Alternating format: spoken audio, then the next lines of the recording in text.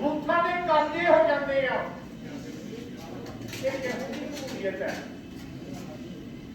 ਬਾਹੂਬਲੀ ਲੋਕ, ਬਦਮਾਸ਼ ਲੋਕ, ਪੈਸੇ ਵਾਲੇ ਲੋਕ ਇਹਨਾਂ ਸੰਸਥਾਵਾਂ ਦੇ ਵਿੱਚ ਜਾ ਵੜਦੇ ਆ।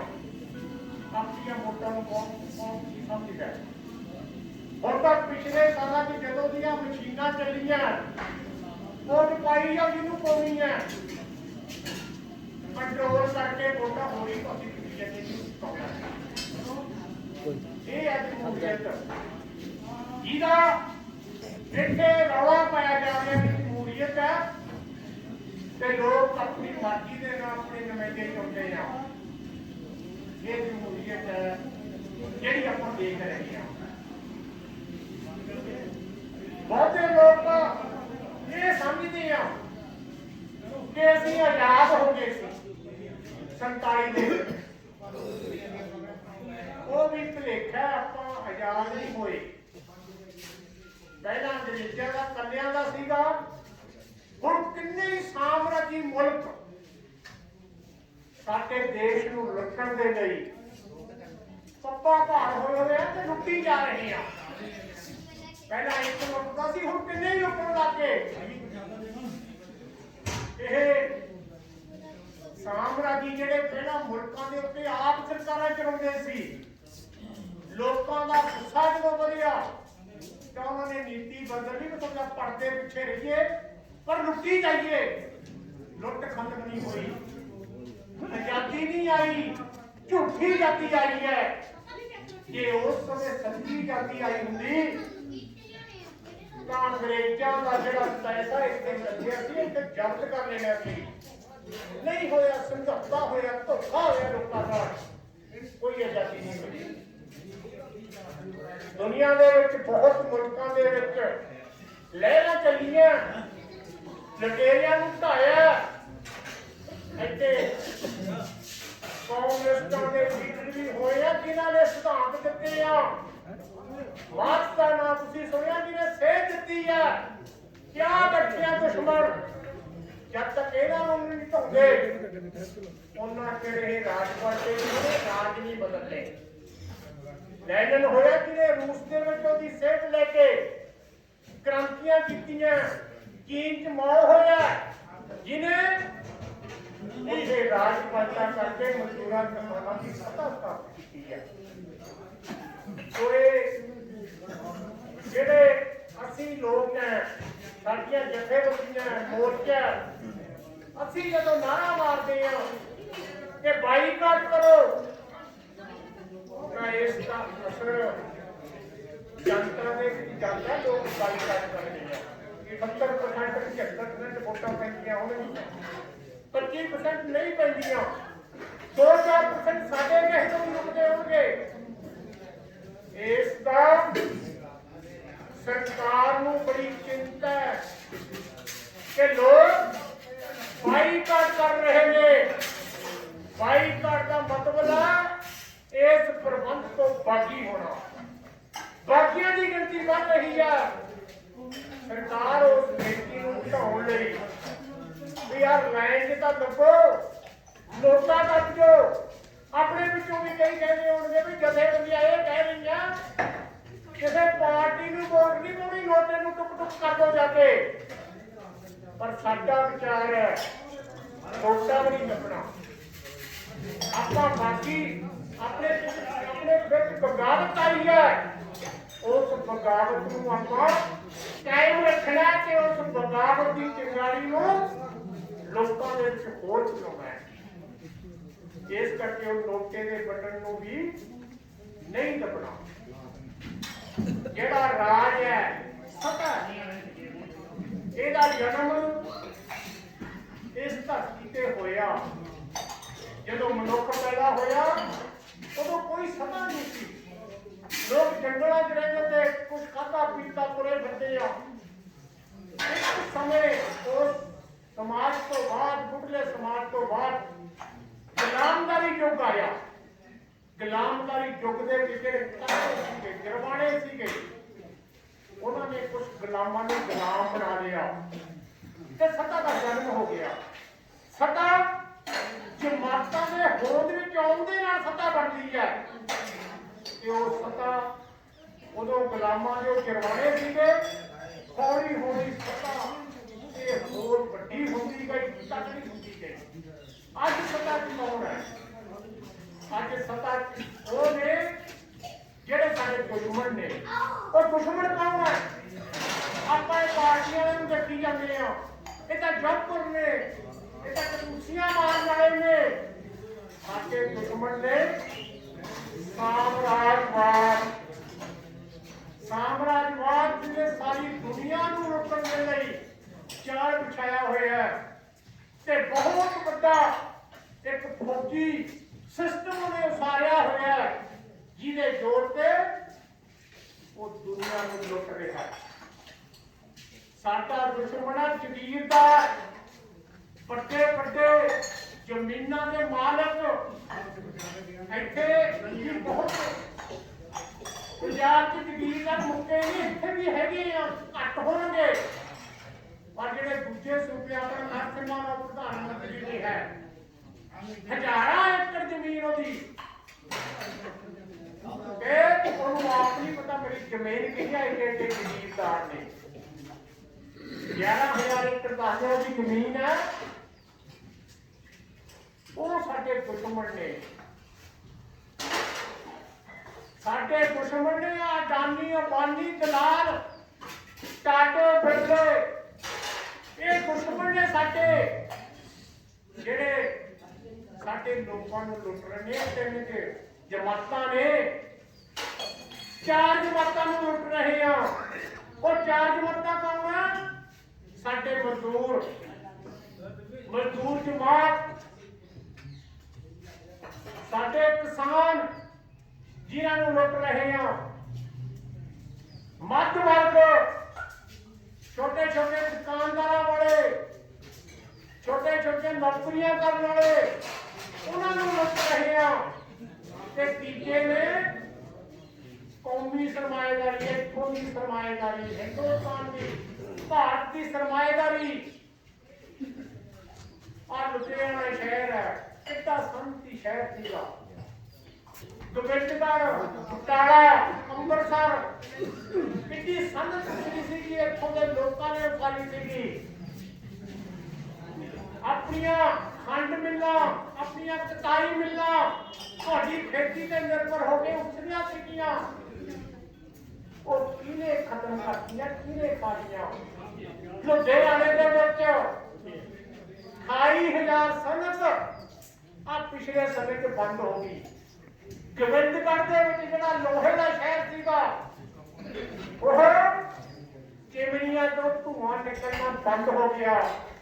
ਬਟਾਲੇ ਦੀ ਸਨਅਤ ਤਬਾਹ ਹੋ ਗਈ, ਅੰਮ੍ਰਿਤਸਰ ਦੀ ਸਨਅਤ ਤਬਾਹ ਹੋ ਗਈ। ਕਿਹਨੇ ਕੀਤੀ? ਸਾਮਰਾਜਵਾਦ ਨੇ। ਕਿਵੇਂ? ਚੰਗੀਆਂ ਚੰਗੀਆਂ ਚੀਜ਼ਾਂ ਲਿਆ ਕੇ ਸਿੱਟੀਆਂ, ਚੰਗੀ ਕੁਆਲਿਟੀ ਦੀਆਂ ਲਿਆ ਕੇ ਸਿੱਟੀਆਂ, ਤੇ ਜਿਹੜੇ ਇੱਥੋਂ ਵਾਲੀ ਕੁਆਲਿਟੀ ਥੋੜੀ ਜਿਹੀ ਡਾਊਨ ਸੀਗੀ, ਉਹਨਾਂ ਵੱਲ ਲੋਕਾਂ ਨੇ ਨਹੀਂ ਕੀਤਾ ਤੇ ਫੈਕਟਰੀਆਂ ਨੂੰ ਜਿੰਦੇ ਲੱਗ ਗਏ ਤੇ ਨਾਲ ਹੀ ਬੇਰੁਜ਼ਗਾਰੀ ਹੋ ਗਈ। ਬਾਹਰ ਨਿਕਲ ਗਏ ਲੋਕ।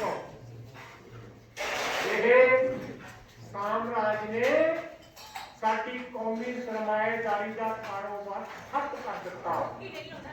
ਆ ਛੋਟੇ ਛੋਟੇ ਦੁਕਾਨਦਾਰ ਨੇ, ਆਨਲਾਈਨ ਪਰਚੇਜ਼ ਹੋ ਰਹੀ ਹੈ, ਖਰੀਦ ਹੋ ਰਹੀ ਹੈ, ਆਨਲਾਈਨ ਚੀਜ਼ਾਂ ਘਰੇ ਆ ਰਹੀਆਂ। ਵੱਡੇ ਵੱਡੇ ਮਾਲਕ ਬਣਾ ਕੇ ਛੋਟੇ ਛੋਟੇ ਦੁਕਾਨਦਾਰ, ਕਰੋੜਾਂ ਦੀ ਗਿਣਤੀ ਚ ਨੇ ਜਿਹੜੇ ਇੱਥੇ, ਉਹਨਾਂ ਦਾ ਕਾਰੋਬਾਰ ਸਾਰਾ ਠੱਪ ਹੋ ਰਿਹਾ। ਕੌਣ ਕਰ ਰਿਹਾ? ਉਹ ਕੰਪਨੀਆਂ ਵੀ ਸਾਮਰਾਜੀ ਹੈ, ਕੰਪਨੀਆਂ ਕਰ ਰਹੀਆਂ। ਇਸ ਕਰਕੇ ਜਿਹੜੀਆਂ 4 ਜਮਾਤਾਂ ਉਹਨਾਂ ਨੂੰ ਮਾਰਿਆ ਜਾ ਰਿਹਾ ਹੈ, ਲੁੱਟਿਆ ਜਾ ਰਿਹਾ ਹੈ। ਇਹ 4 ਜਮਾਤਾਂ ਨੂੰ ਆਪਾਂ ਇਕੱਠੇ ਕਰ ਆ ਦਿੱਲੀ ਦਾ ਤੁਸੀਂ ਘੋਲ ਜਿਹੜੇ ਆ, ਉਹਦੇ ਵਿੱਚ 4 ਜਮਾਤਾਂ ਗਈਆਂ। ਛੋਟਾ ਦੁਕਾਨਦਾਰ ਵੀ ਗਿਆ। ਜਦੋਂ ਅਸੀਂ ਮਾਰਚ ਕਰਦੇ ਸੀ ਸ਼ਹਿਰ ਦੇ ਵਿੱਚ, ਦੁਕਾਨਦਾਰ ਫੁੱਲ ਵਰਸਾਉਂਦੇ ਸੀ। ਕਿਉਂ ਵਰਸਾਉਂਦੇ ਸੀ? ਇਸ ਲਈ ਵਰਸਾਉਂਦੇ ਸੀ ਕਿਹਾ ਦੇਖੋ ਸਾਡੇ ਰੁਜ਼ਗਾਰ ਦੀ ਕਿਹਦੀ ਗੱਲ ਕਰ ਰਹੇ ਨੇ ਕਿਸਾਨ ਤੇ ਮਜ਼ਦੂਰ। ਇਸ ਲਈ ਸ਼ਹਿਰਾਂ ਦੇ ਵਿੱਚ ਫੁੱਲ ਵਰਤਾਏ ਆ ਤੁਹਾਡੇ ਉਸ ਕਾਰਜ ਨੂੰ ਫੁੱਲ ਵਰਤਾਇਆ ਜਿਹੜਾ ਤੁਸੀਂ ਸਾਮਰਾਜ ਦੇ ਖਿਲਾਫ ਆਵਾਜ਼ ਉਠਾਈ, ਉਹਦੇ ਦੁਸ਼ਮਣ ਦੇ ਖਿਲਾਫ ਆਵਾਜ਼ ਉਠਾਈ। ਜਦੋਂ ਕਿਸੇ ਦੁਸ਼ਮਣ ਦੇ ਖਿਲਾਫ ਆਵਾਜ਼ ਉੱਠਦੀ ਹੈ, ਜਿਹੜੀਆਂ ਲੜਨਾਂ ਦੀਆਂ ਜਮਾਤਾਂ ਉਹਨਾਂ 'ਚ ਨੇੜਤਾ ਹੁੰਦੀ ਹੈ, ਏਕਤਾ ਹੁੰਦੀ ਹੈ। ਸੋ ਇਹ ਜਮਾਤ ਨੂੰ ਢਾਉਣ ਦੇ ਲਈ ਜਿਵੇਂ ਅੱਜ ਤੱਕ ਮੁਲਕਾਂ ਦੇ ਵਿੱਚ ਮਾਰਕਸਵਾਦੀ ਗਵਾਹੀ ਦੇ ਵਿੱਚ ਜਿਵੇਂ ਤਖਤੇ ਪਲਟੇ ਆ, ਲੋਕਾਂ ਦੀਆਂ ਪਾਰਟੀਆਂ ਬਣੀਆਂ, ਅਜਿਹੀਆਂ ਪਾਰਟੀਆਂ ਨੇ ਤਖਤੇ ਬਣੇ ਆ। ਭਾਰਤ ਦੇ ਵਿੱਚ ਵੀ ਉਹ ਲੜਾਈ ਇੱਥੇ ਵੀ ਚੱਲਦੀਆਂ ਰਹੀਆਂ। ਆਪਣੇ ਕਿਸਾਨ ਜਦੋਂ ਮੁਜ਼ਾਹਰੇ ਹੁੰਦੇ ਸੀ ਤਾਂ ਇੱਥੇ ਮੁਜ਼ਾਹਰਾ ਰਹਿ ਚੱਲੀ, ਕੁਰਬਾਨੀਆਂ ਦਿੱਤੀਆਂ ਕਿਸਾਨਾਂ ਨੇ ਮਾਲਕ ਬਣ ਲਈ। ਜਦੋਂ ਤੁਹਾਡੇ ਨਾਂ ਜ਼ਮੀਨਾਂ ਨਹੀਂ ਸੀ, ਬੰਦਾ ਬਹਾਦਰ ਜਦੋਂ ਮੁੰਗੇਰ ਤੋਂ ਚੱਲਿਆ ਆਪਣੇ ਘੋੜਸਵਾਰ ਲੈ ਕੇ, ਬੱਚੇ ਢਾਲੇ ਲੈ ਕੇ, ਆਪਣੀ ਫੌਜ ਲੈ ਕੇ ਜਦੋਂ ਚੱਲਿਆ ਸਰਹੰਦ ਦੇ ਪਿੰਜਰੇ ਢਾਉਣ ਲਈ, ਜਿਨ੍ਹਾਂ ਨੇ ਸਾਡੇ ਛੋਟੇ ਬੱਚਿਆਂ ਨੂੰ ਸ਼ਹੀਦ ਕੀਤਾ ਸੀ, ਜਿਹਨੇ ਮਾਤਾ ਗੁਜਰੀ ਨੂੰ ਸ਼ਹੀਦ ਕੀਤਾ ਸੀ, ਉਹਦਾ ਬਦਲਾ ਲੈਣ ਲਈ ਜਦੋਂ ਚੱਲਿਆ ਤਾਂ ਉਹਦੇ ਰਸਤੇ ਦੇ ਵਿੱਚ ਉਹਨੇ ਤੁਹਾਡੀ ਜ਼ਮੀਨ ਦੀ ਲੜਾਈ ਲੜੀ। ਨਵਾਬਾਂ ਤੋਂ ਜ਼ਮੀਨਾਂ ਖੋਹ ਕੇ ਤੁਹਾਡੇ ਨਾਮ ਲਾਇਆ, ਤੁਹਾਨੂੰ ਮਾਰ ਚੋਂ ਆਇਆ, ਉਹ ਵੀ ਇੱਥੇ ਲੜਾਈ ਚੱਲੀ ਹੈ। ਬੰਗਾਲ ਦੇ ਵਿੱਚ ਇੱਕ ਪਿੰਡ ਹੈ ਛੋਟਾ ਜਿਹਾ ਨਕਸਲਵਾੜੀ, ਉੱਥੇ ਵੀ ਕਿਸਾਨੀ ਲਹਿਰ ਜ਼ਮੀਨਾਂ ਖੋਹ ਦੇ ਲਈ ਜ਼ਮੀਨਦਾਰਾਂ ਦੇ ਖਿਲਾਫ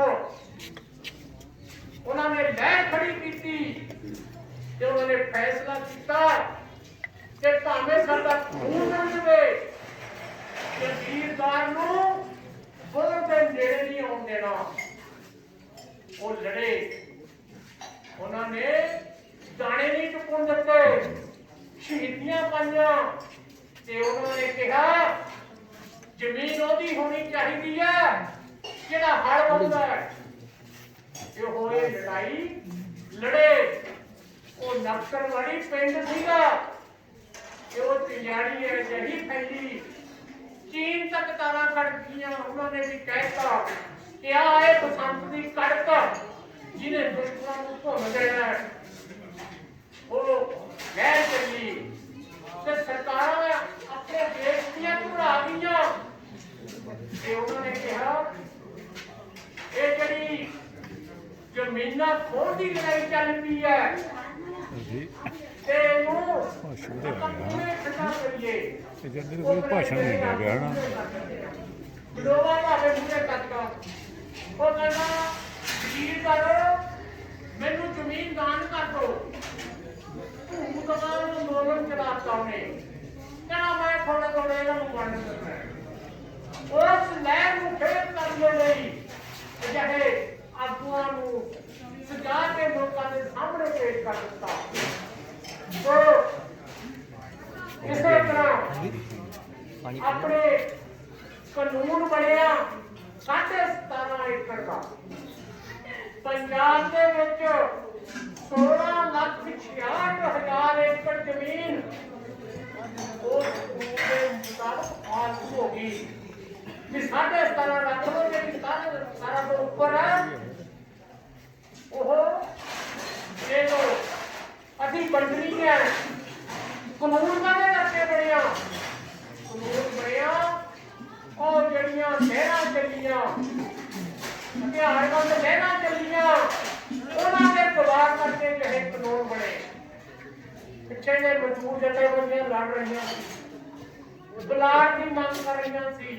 ਇਹਨਾਂ ਨੇ ਦਲੀਲ ਦਿੱਤੀ ਕਿ ਜਿਹੜਾ 17.5 ਏਕੜ ਦਾ ਕਾਨੂੰਨ ਦੇ ਮੁਤਾਬਕ ਜ਼ਮੀਨ ਤੁਹਾਡੇ ਕੋਲ ਆਉਣੀ ਚਾਹੀਦੀ ਹੈ, ਤੁਹਾਨੂੰ ਵੰਡਣੀ ਚਾਹੀਦੀ ਹੈ। ਇਹ ਛੇਤੀ ਮੰਨ ਗਿਆ ਚੰਨੀ ਸਾਹਿਬ। ਇਹਨੇ ਇੱਕ ਚਿੱਠੀ ਕੱਢਤੀ ਹੈਗਾ ਤੇ ਜਿਹੜੀ ਭਾਈ 17.5 ਤੋਂ ਮੈਨੂੰ ਅੰਕੜੇ ਭੇਜੋ, ਮੈਨੂੰ ਲਿਸਟਾਂ ਭੇਜੋ ਕਿ ਕਿਹਦੇ ਕੋਲ ਜ਼ਮੀਨ ਜ਼ਿਆਦਾ ਹੈ।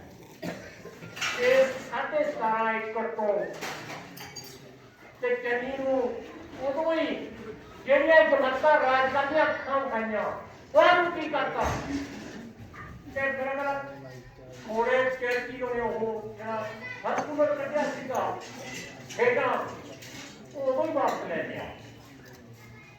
ਇਹ ਸਿਸਟਮ ਹੈ ਜਿਹੜਾ, ਇਹ ਸਿਸਟਮ ਕੋਈ ਕਿਸੇ ਦੇ ਸਰਕੂਲਰ ਕੱਢਣ ਦੇ ਨਾਲ ਇਸ ਤਰ੍ਹਾਂ ਹੱਲ ਨਹੀਂ ਹੋਣਾ। ਇਹ ਜ਼ਮੀਨ ਦੀ ਜਿਹੜੀ ਕਾਣੀ ਵੰਡ ਹੈ, ਆਪਣੀ ਜਿਹੜੀ ਗੁਰਬਤ ਦਾ ਕਾਰਨ ਹੈ, ਗਰੀਬੀ ਦਾ ਕਾਰਨ ਹੈ, ਇੱਥੇ ਸਾਧਨਾਂ ਦੀ ਕਾਣੀ ਵੰਡ ਹੈ, ਜ਼ਮੀਨ ਦੀ ਕਾਣੀ ਵੰਡ ਹੈ। ਕਈਆਂ ਕੋਲ ਆਪਣੀ ਛਪਰੀ ਜੋਗੀ ਜ਼ਮੀਨ ਨਹੀਂ, ਕਈਆਂ ਕੋਲ ਹਜ਼ਾਰਾਂ ਏਕੜ ਜ਼ਮੀਨ ਹੈ। ਇਹ ਜ਼ਮੀਨ ਜਿਉਣ ਦਾ ਇੱਕ ਸਾਧਨ ਹੈ। ਜੇ ਜ਼ਮੀਨ ਸਭ ਕੋਲ ਹੋਵੇ ਤਾਂ ਸਾਰੇ ਲੋਕ ਸੁਖੀ ਬਣ ਸਕਦੇ ਆ। ਇਹ ਕਾਣੀ ਵੰਡ ਹੈ ਜ਼ਮੀਨ ਦੀ। ਫੈਕਟਰੀ ਔਰ ਇੰਡਸਟਰੀ ਉਸ ਦੀ ਕਾਣੀ ਵੰਡ ਹੈ। ਜੰਗਲ ਦੇ ਵਿੱਚ ਜਿਹੜੀਆਂ ਜੰਗਲ ਪਹਾੜਾਂ ਦੇ ਵਿੱਚ ਜਿਹੜੀਆਂ ਧਾਤਾਂ ਨਿਕਲਦੀਆਂ ਧਰਤੀ ਦੇ ਵਿੱਚੋਂ ਉਹਨੂੰ ਲਟਾਉਣ ਲੱਗੇ ਹੋਏ ਆ ਤੇ ਜੰਗਲ ਦੇ ਲੋਕ ਕਹਿ ਰਹੇ ਆ कि जल जंगल जमीन हमारा है, हम नहीं छोड़ेंगे। असी जंगली जानवर जब होंगे कि वो भी रहे। पर हुण मोदी साहब जहाज चो डारी मारदा ते जाके सौदे करे आंदा कि आजो ले जाओ लोहा, आजो ले जाओ कोला, अज ले जाओ धरती को कट के धाता। पर उत्थों के लोग जथेबंद हो गए हैं, जथेबंद हो गए, उन्होंने तो पार्टी भी बना ली है। वो कहनी असीं नहीं लुटन देना सोने की चिड़ी नूं, असीं नहीं निकल देनियां इत्थों धरतां। वो लड़ रहे हैं, कंपनियां भी चढ़ा रहे हैं। ये वो लड़ाई बड़ी सिखों से पहुंची हुई है। उस लड़ाई के विच बच्चा बच्चा शामिल है उत्थे। वो अपने जे इत्थे पानी वंड दूर करनी है, जमीनां वाली पानी वंड खत्म करनी पऊगी। जिहदे कोल नहीं ਉਹਨੂੰ देनी पऊगी। ये पानी वंड ਦਿੱਤੇ बिना लोकां ਦੀਆਂ ਜਿਹੜੀਆਂ ਸਮੱਸਿਆਵਾਂ ਹੈਗੀਆਂ ਉਹ ਹੱਲ ਨਹੀਂ ਹੋਣੀਆਂ। ਉਹ ਇਸ ਲਈ ਇਹ ਲਹਿਰ ਦਾ ਅਸਲ ਪੱਧਰ ਹੈ। ਪੰਜਾਬ ਦੇ ਵਿੱਚ ਉਸ ਤਰ੍ਹਾਂ ਦੀ ਲਹਿਰ ਹਾਲੇ ਨਹੀਂ ਹੈ, ਜਾਂ ਇਹਦਾ ਹਾਲੇ ਛੋਟਾ ਮੋਟਾ ਅੱਛੀ ਝੀਲ ਹੈ। ਜਿੱਥੇ ਲਹਿਰ ਵੱਡੀ ਹੋ ਗਈ ਉੱਥੇ ਜ਼ਮੀਨਾਂ ਵੀ ਵੱਢ ਲਈਆਂ। ਨਰਸਿਮਹਾ ਰਾਓ ਕੋਲ ਉਹਦੀ ਜ਼ਮੀਨ ਉਹਦੇ ਕੋਲ ਨਹੀਂ, ਜਿਹਦੇ ਕੋਲ ਹੈ ਲੋਕਾਂ ਕੋਲ ਵੰਡਦੀਆਂ ਉੱਥੇ ਤਾਂ ਉਹਨਾਂ ਦਾ ਪਾਰਟੀ ਬਣਾ ਲਈ, ਫੌਜ ਬਣਾ ਲਈ, ਸਭ ਕੁਝ ਬਣਾ ਲਿਆ। ਜਿਹੜੇ ਤਿੰਨ ਜਾਤੀ ਮੁਖਤਿਆਰਾਂ ਦੀ ਆਪਣੇ ਪ੍ਰਧਾਨ ਦੀ ਗੱਲ ਕਰਕੇ ਗਏ ਆ, ਉਹਨੇ ਤਾਂ ਸਾਰੇ ਉਸਾਰ ਲਏ। ਸਾਰੇ ਉਸਾਰ ਕੇ ਜਿਹੜੀ ਕਾਣੀ ਵੰਡ ਆ ਉਹ ਤਲੇ ਵੰਡ ਜ਼ਮੀਨਾਂ ਵੰਡ ਕੇ ਦੂਰ ਕਰ ਰਹੇ ਨੇ। ਆਪਣੇ ਪੰਜਾਬ ਦੇ ਵਿੱਚ ਲਹਿਰ ਛੋਟੇ ਪੱਧਰ ਦੀ ਹੈ। ਆਪਾਂ ਨੂੰ ਇੱਥੇ ਬਾਰੇ ਸੋਚਣਾ ਉੱਥੇ ਕੀ ਕਰ ਸਕਦੇ ਆ। ਇੱਥੇ ਵੀ ਜ਼ਮੀਨੀ ਇਨਕਲਾਬ ਕਰਨਾ ਪੈਣਾ। ਜ਼ਮੀਨੀ ਇਨਕਲਾਬ ਕਰਨ ਦੇ ਲਈ ਮਜ਼ਦੂਰ ਕਿਸਾਨ ਗੱਠਜੋੜਾ ਜਿਹੜਾ ਉਹ ਮਜ਼ਬੂਤ ਕਰਨਾ ਪੈਣਾ ਹੈ। ਸਾਡੀਆਂ ਜਿਹੜੀਆਂ ਕ੍ਰਾਂਤੀਕਾਰੀ ਸਹਿਤ ਦੀਆਂ ਮਜ਼ਦੂਰ ਜਥੇਬੰਦੀਆਂ ਨੇ, ਕਿਸਾਨ ਜਥੇਬੰਦੀਆਂ ਨੇ, ਉਹਨਾਂ ਨੂੰ ਆਪਣੀ ਤਾਕਤ ਨੂੰ ਇਕੱਠਿਆਂ ਕਰਨਾ ਪੈਣਾ ਹੈ। ਉਸ ਤਾਕਤ ਦੇ ਨਾਲ ਹੌਲੀ ਹੌਲੀ ਅੱਗੇ ਵਧਣਾ ਪੈਣਾ ਹੈ। ਕਿਵੇਂ ਇਕੱਠੀਆਂ ਹੋਣਗੀਆਂ? ਬਹੁਤ ਮੁੱਦੇ ਨੇ ਜਿਨ੍ਹਾਂ ਤੇ ਆਪਾਂ ਆਪਣੀ ਕਿਸਾਨ ਮਜ਼ਦੂਰ ਲਹਿਰ ਨੂੰ ਮਜ਼ਬੂਤ ਕਰ ਸਕਦੇ ਹਾਂ। ਜਿਵੇਂ ਪੰਚਾਇਤਾਂ ਦੀ ਜ਼ਮੀਨ ਦਾ ਹੀ ਲੈ ਲਓ। ਜੇ ਪੰਚਾਇਤਾਂ ਦੀ ਜ਼ਮੀਨ ਹੈ ਜਿਹੜੀ ਉਹਦੀ ਆਪਾਂ ਠੇਕੇ ਤੇ ਲੈਂਦੇ ਹਾਂ, ਠੇਕੇ ਦੇ ਲੈਣ ਦਾ ਆਪਾਂ ਨੂੰ ਕਹਿਣਾ ਚਾਹੀਦਾ ਕਿ ਜ਼ਮੀਨ ਤੀਜਾ ਹਿੱਸਾ ਮਜ਼ਦੂਰਾਂ ਦੀ ਹੈ। ਤੁਹਾਡਾ ਕਾਨੂੰਨ ਕਹਿੰਦਾ ਜਿਹੜੇ 2 ਹਿੱਸੇ ਆ ਉਹ ਵੱਡੇ ਕਿਸਾਨ ਨੂੰ ਨਹੀਂ ਲੈਣ ਦੇਣੀ, ਉਹ ਛੋਟੇ ਕਿਸਾਨ ਨੂੰ ਲੈਣ ਦੇਵਾਂਗੇ। ਸਾਡੀਆਂ ਕਿਸਾਨ ਜਥੇਬੰਦੀਆਂ, ਮਜ਼ਦੂਰ ਜਥੇਬੰਦੀਆਂ ਇਕੱਠਾ ਕਰਨ, ਗਰੀਬ ਕਿਸਾਨੀ ਨੂੰ ਦਵਾਉਣ, ਕਾਗੜੇ ਨਾ ਲੈਣ, ਸਾਡੇ ਮਜ਼ਦੂਰ ਲੈਣ ਤੇ ਉੱਥੇ ਉਹ ਜ਼ਮੀਨ ਦੇ ਵਿੱਚੋਂ ਆਪਣੇ ਟੱਬਰ ਪਾਲਣਾ, ਆਪਣੀ ਜ਼ਿੰਦਗੀ ਬਸਰ ਕਰਨਾ। ਇੱਥੇ ਕੀ ਹੁੰਦਾ ਹੈ, ਜਿਹੜਾ ਧਨਾੜ ਹੈ ਉਹ ਧਨਾੜ ਮਜ਼ਦੂਰਾਂ ਨੂੰ ਨਹੀਂ ਲੈਣ ਦਿੰਦਾ ਤੇ ਗਰੀਬ ਕਿਸਾਨਾਂ ਨੂੰ ਨਹੀਂ ਲੈਣ ਦਿੰਦਾ।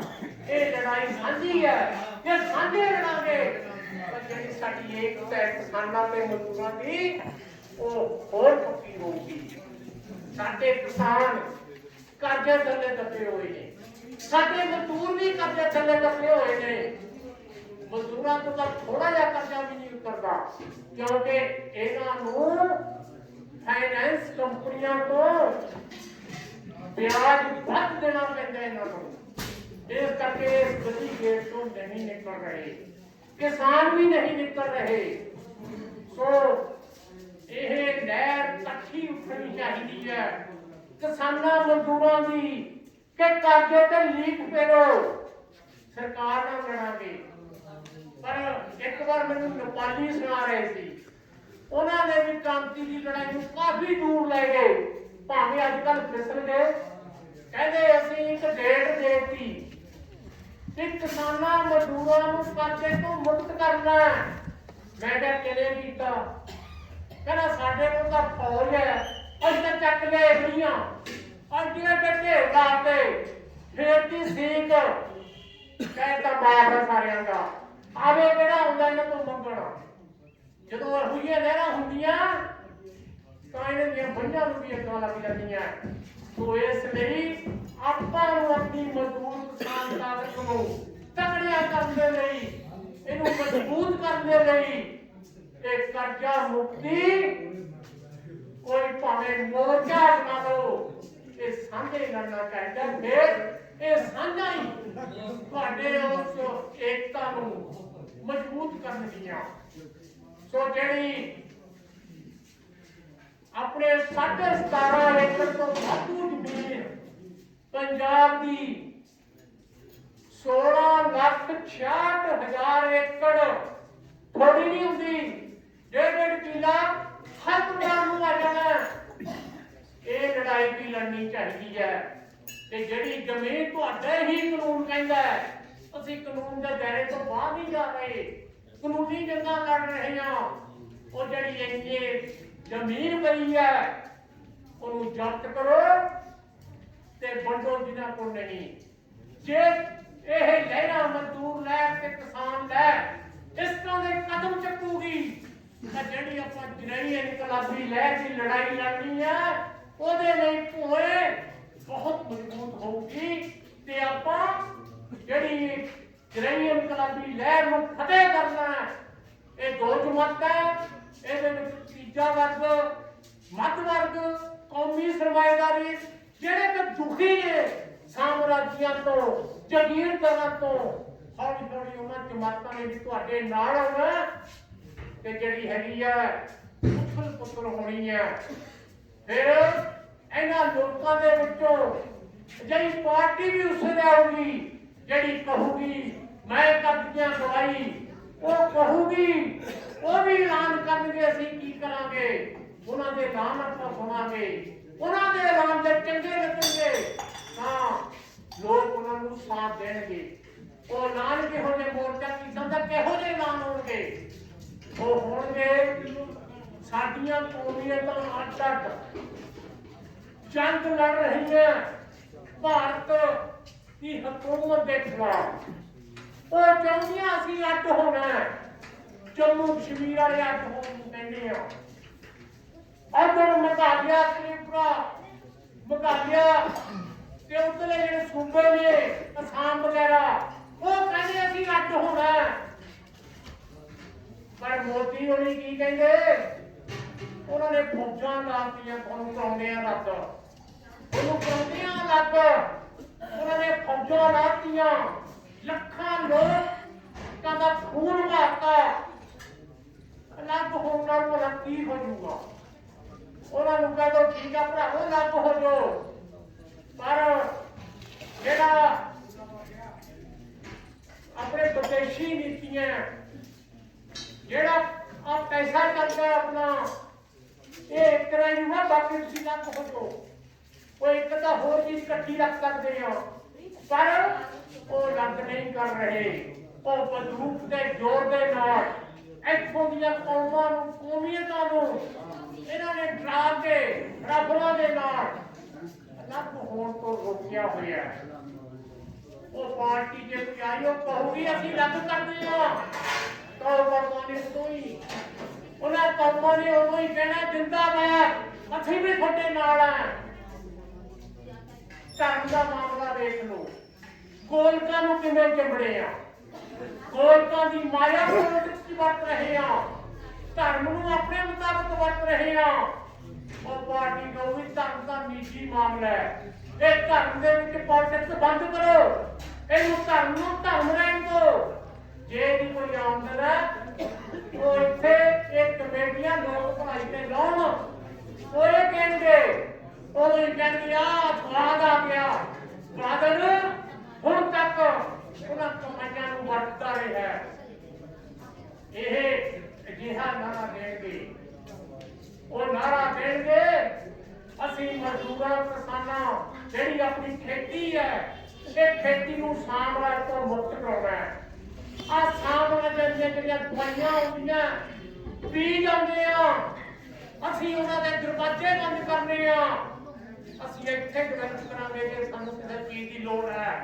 ਅਸੀਂ ਬਾਹਰਲੇ ਮੁਲਕਾਂ ਨੂੰ ਸਾਡੇ ਕਿਸਾਨਾਂ ਨੂੰ ਲੁੱਟਣ ਨਹੀਂ ਦੇਣਾ ਤਾਂ ਉਦੋਂ ਹੀ ਕਿਸਾਨਾਂ ਨੇ ਨਾਰਾ ਮਾਰਨਾ ਜਿੰਦਾਬਾਦ ਅਸੀਂ ਤੁਹਾਡੇ ਨਾਲ ਹੈ ਮਜ਼ਦੂਰਾਂ ਬਾਰੇ ਵੀ ਉਹ ਇਹੀ ਕਹਿਣਗੇ ਕਿ ਮਜ਼ਦੂਰਾਂ ਨੂੰ ਰੁਜ਼ਗਾਰ ਮਿਲੇ ਮਜ਼ਦੂਰਾਂ ਨੂੰ ਜ਼ਮੀਨ ਮਿਲੇ ਤਾਂ ਮਜ਼ਦੂਰਾਂ ਨੇ ਵੀ ਕਹਿਣਾ ਜਿੰਦਾਬਾਦ ਆਈ ਹਰ ਤਬਕੇ ਨੂੰ ਉਹਨਾਂ ਨੇ ਖੁਸ਼ ਕਰਨਾ ਖੁਸ਼ ਨਹੀਂ ਕਰਨਾ ਜੋ ਜਗਰ ਪੰਜੇ ਪਾਏ ਹੋਏ ਨੇ ਇਹਨਾਂ ਲੁਟੇਰਿਆਂ ਨੇ ਉਹਨਾਂ ਜਗਰ ਪੰਜਿਆਂ ਨੂੰ ਤੋੜਨਾ ਉਹ ਇਸ ਲਈ ਅਜਿਹੀ ਪਾਰਟੀ ਜਦ ਤੱਕ ਨਹੀਂ ਆਉਂਦੀ ਉਹਨਾਂ ਚਿਰ ਤੱਕ ਸਾਡੇ ਕਿਸਾਨ ਮਜ਼ਦੂਰ ਜਿਹੜੇ ਕ੍ਰਾਂਤੀਕਾਰੀ ਸੇਧ ਵਾਲੇ ਨੇ ਉਹਨਾਂ ਨੂੰ ਆਪਣੀ ਇੱਕ ਮੁੱਠ ਤਾਕਤ ਇਕੱਠੀ ਕਰਨੀ ਚਾਹੀਦੀ ਆ ਤਾਂ ਹੀ ਇਸ ਲਟੇਰੇ ਸਿਸਟਮ ਨੂੰ ਦਾ ਫਸਤਾ ਵੱਢਿਆ ਜਾ ਸਕਦਾ ਹੈ ਇਹ ਵੋਟਾਂ ਆਪਾਂ ਪਾਉਂਦੇ ਆ ਪਰ ਨੀਤੀਆਂ ਇੱਥੇ ਨਹੀਂ ਬਣਦੀਆਂ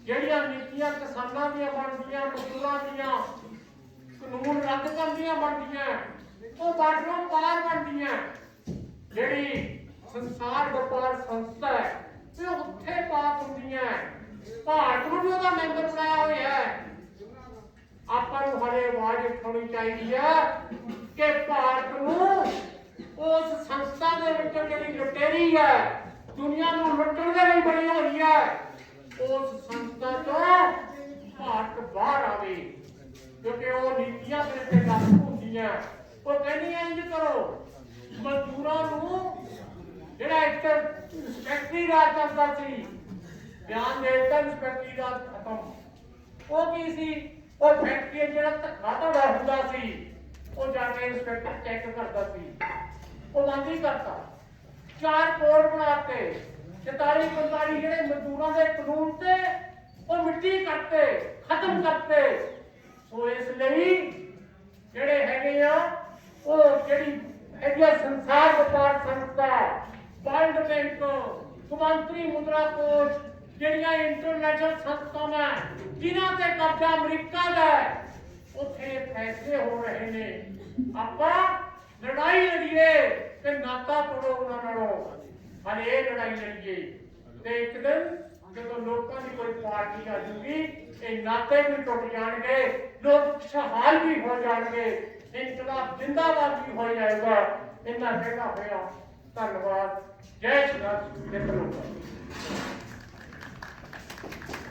ਸਾਥੀਓ ਪਤਾ ਨਹੀਂ ਤੁਹਾਨੂੰ ਬਹੁਤ ਵਿਸਤਾਰ ਨਾਲ ਦੱਸਿਆ ਮੈਨੂੰ ਇਹਨਾਂ ਦੀ ਗੱਲ ਚੋਂ ਇੱਕ ਗੱਲ ਚੇਤੇ ਆ ਗਈ ਮੇਰਾ ਇੱਕ ਮਿੱਤਰ ਸੀਗਾ ਉਹਦੇ ਕੋਲੇ ਆਪ ਦੀ ਘਰੇਲੂ ਜ਼ਮੀਨ ਸੀ 30-40 ਕਿੱਲੇ ਉਹਨਾਂ ਨੇ ਕਦੇ ਆਏ ਆਪਣੇ ਬੁਲਾਰੇ ਬੋਲਦੇ ਸੁਣਦੇ ਮੈਨੂੰ ਕਹਿੰਦਾ ਯਾਰ ਅਸੀਂ ਨਹੀਂ ਆਉਂਦੇ ਤੁਹਾਡੇ ਨਾਲ ਮੈਂ ਕਹਾਂ ਆਹ ਤੁਸੀਂ ਤਾਂ 17.5 ਤੋਂ ਉੱਪਰ ਸਾਡੀ ਉਹ ਭਰਾਓ ਹੁਣ ਦਾ ਕੋਈ ਮਸਲਾ ਨਹੀਂ ਆਪਾਂ ਜਿਹੜੇ ਨਰਸਮਾ ਰਾਓ ਵਰਗੇ ਆ ਵੱਡੇ ਜਗੀਰਦਾਰ ਆ ਉਹਨਾਂ ਦੀਆਂ ਜ਼ਮੀਨਾਂ ਲੈ ਕੇ ਲੋਕਾਂ 'ਚ ਵੰਡਣ ਵਾਲੀ ਗੱਲ ਆ।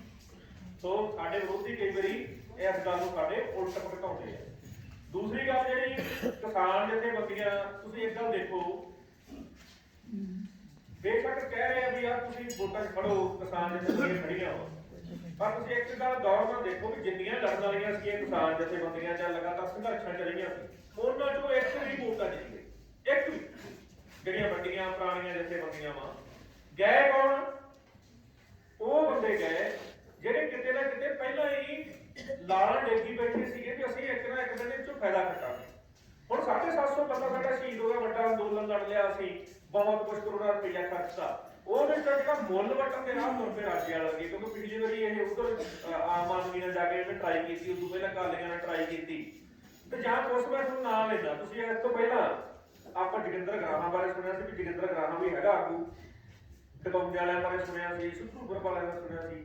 ਲੈ ਮੈਂ ਤੁਹਾਡੇ ਕੋਲ 3-4 ਨਾਂ ਲੈਂਦਾ, ਤੁਸੀਂ ਸੁਣੇ ਸੀ ਪਹਿਲਾਂ ਕਿ ਮਨਜੀਤ ਰਾਏ ਸੁਣਿਆ ਸੀ, ਕੁਲਦੀਪ ਵਜੀਦਪੁਰ ਸੁਣਿਆ ਸੀ, ਜੰਗਵੀਰ ਸੁਣਿਆ ਸੀ। ਮਤਲਬ ਇਹ ਬੰਦੇ ਉਹ ਸੀ ਜਿਹੜੇ ਮੌਕਾ ਪ੍ਰਸਤ, ਪਹਿਲਾਂ ਉਹਨਾਂ ਪਾਰਟੀ 'ਚ ਕੰਮ ਕਰਦੇ ਸੀ, ਤਕਰੀਬਨ ਸਾਰੇ ਕਾਲੀ ਸੀ, ਮਨਜੀਤ ਰਾਏ ਤਹਿਸੀਲ ਰਿਹਾ ਬਸ। ਇਹ ਉਹਨਾਂ ਪਾਰਟੀਆਂ ਸੀ ਜਦੋਂ ਇੱਧਰੋਂ ਅੰਦੋਲਨ ਸ਼ੁਰੂ ਹੋਇਆ, ਲੋਕਾਂ ਦਾ ਮਾਹੌਲ ਬਣ ਗਿਆ, ਇਹ ਇੱਧਰ ਆ ਗਏ, ਉਦੋਂ ਨਵੀਆਂ ਜਥੇਬੰਦੀਆਂ ਖੜੀਆਂ ਕਰ ਲਈਆਂ। ਤੇ ਅੱਜ ਜਿਹੜੇ ਕਿਸਾਨਾਂ ਦਾ ਹੈਗਾ ਸਾਡਾ ਇੰਨੇ 'ਚ ਲੜਾਈ ਲੜੀ ਹੈ, ਆਮ ਲੋਕਾਂ ਨੇ ਲੜੀ ਆ, ਅੱਜ ਉਹਦਾ ਮੁੱਲ ਵੱਟਣ ਦੇ ਰਾਹ। ਪੁਰਾਣੀਆਂ ਜਥੇਬੰਦੀਆਂ ਜਿਹੜੀਆਂ ਲਗਾਤਾਰ ਇਹ ਸਮਝਦੀਆਂ ਵੀ ਵੋਟ ਪਹਿਲੇ ਆਪਾਂ ਕਿਉਂ ਕਈ ਜਥੇਬੰਦੀਆਂ ਦਾ ਨਾਰੇ ਦਾ ਫਰਕ ਹੋ ਸਕਦਾ, ਕੋਈ ਕਰਨਾ ਕੰਮ ਆ ਕਿਆਂ ਨਾ ਕਿਆਂ ਥੋੜਾ ਜਿਹਾ ਫਰਮੂਲਾ ਵਾ, ਪਰ ਸਾਰੀਆਂ ਜਥੇਬੰਦੀਆਂ ਦਾ ਇਹ ਆ ਵੀ ਯਾਰ ਵੋਟਾਂ ਵਾਲੇ ਸਿਸਟਮ 'ਚ ਕੋਈ ਕਿਸਾਨਾਂ ਦਾ ਭਲਾ ਨਹੀਂ ਹੋਣਾ, ਕੋਈ ਮਜ਼ਦੂਰਾਂ ਦਾ ਭਲਾ ਨਹੀਂ ਹੋਣਾ। ਐਸਕੇਐਮ ਨੇ ਫੈਸਲਾ ਕਰਤਾ। ਹਾਂ, ਐਸਕੇਐਮ ਨੇ ਵੀ ਫੈਸਲਾ ਕਰਤਾ। ਦੂਜੀ ਗੱਲ ਮੈਂ ਨਿੱਕੀ ਬੋਲ ਕੇ ਬਸ ਲਾਸਟ ਬਰਾੜਾ ਬਣਾਉਣੇ ਆ, ਆਪਣੇ ਸਮਝਣ ਵਾਸਤੇ ਇੰਨੀ ਗੱਲ ਹੀ ਆ ਵੀ ਆਪਾਂ ਸਾਰਿਆਂ ਨੇ ਸੁਣਿਆ ਨਾ ਭਾਈ ਲਾਲੋ ਤੇ ਮਲਕ ਭਾਗੋ ਬਾਰੇ।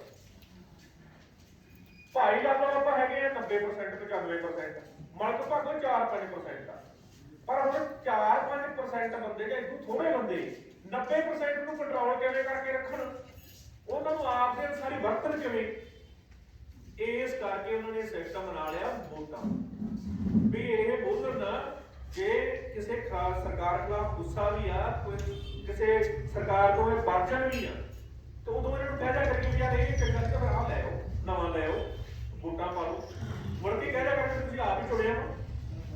ਮੈਨੂੰ ਯਾਦ ਆ ਕਿ ਆਪ ਚੁਣਿਆ ਦੀ ਗੱਲ ਛੋਟੀ ਨਹੀਂ, ਸਾਡੇ ਬਾਈਪਾਸ ਲੱਗਿਆ, ਸਾਡੇ ਐਮਐਲਏ ਨੇ ਬਹੁਤ ਘੱਟ ਰੇਟ ਲਵਾਇਆ।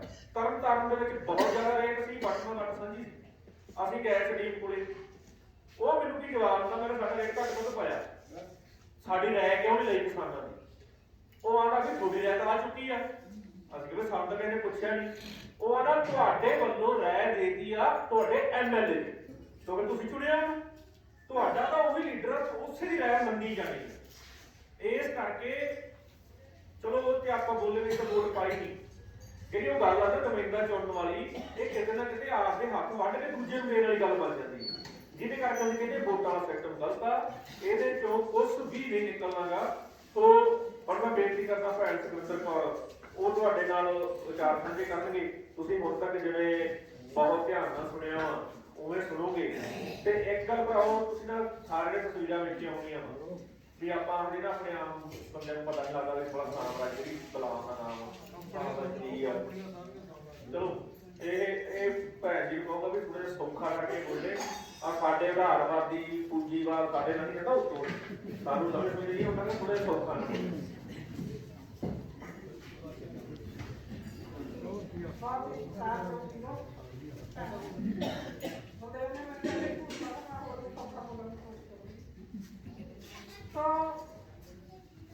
बहुत सारी गल्लां होईयां मैं सारी गल्लां ਨੂੰ ਇਕੱਠੀਆਂ ਹੀ ਨਾਲ ਕੋਸ਼ਿਸ਼ ਅਸੀਂ ਕਹਿਣਾ ਸਾਰੇ ਜਣੇ ਰਲ ਕੇ ਕੀ ਕਰਾਂਗੇ।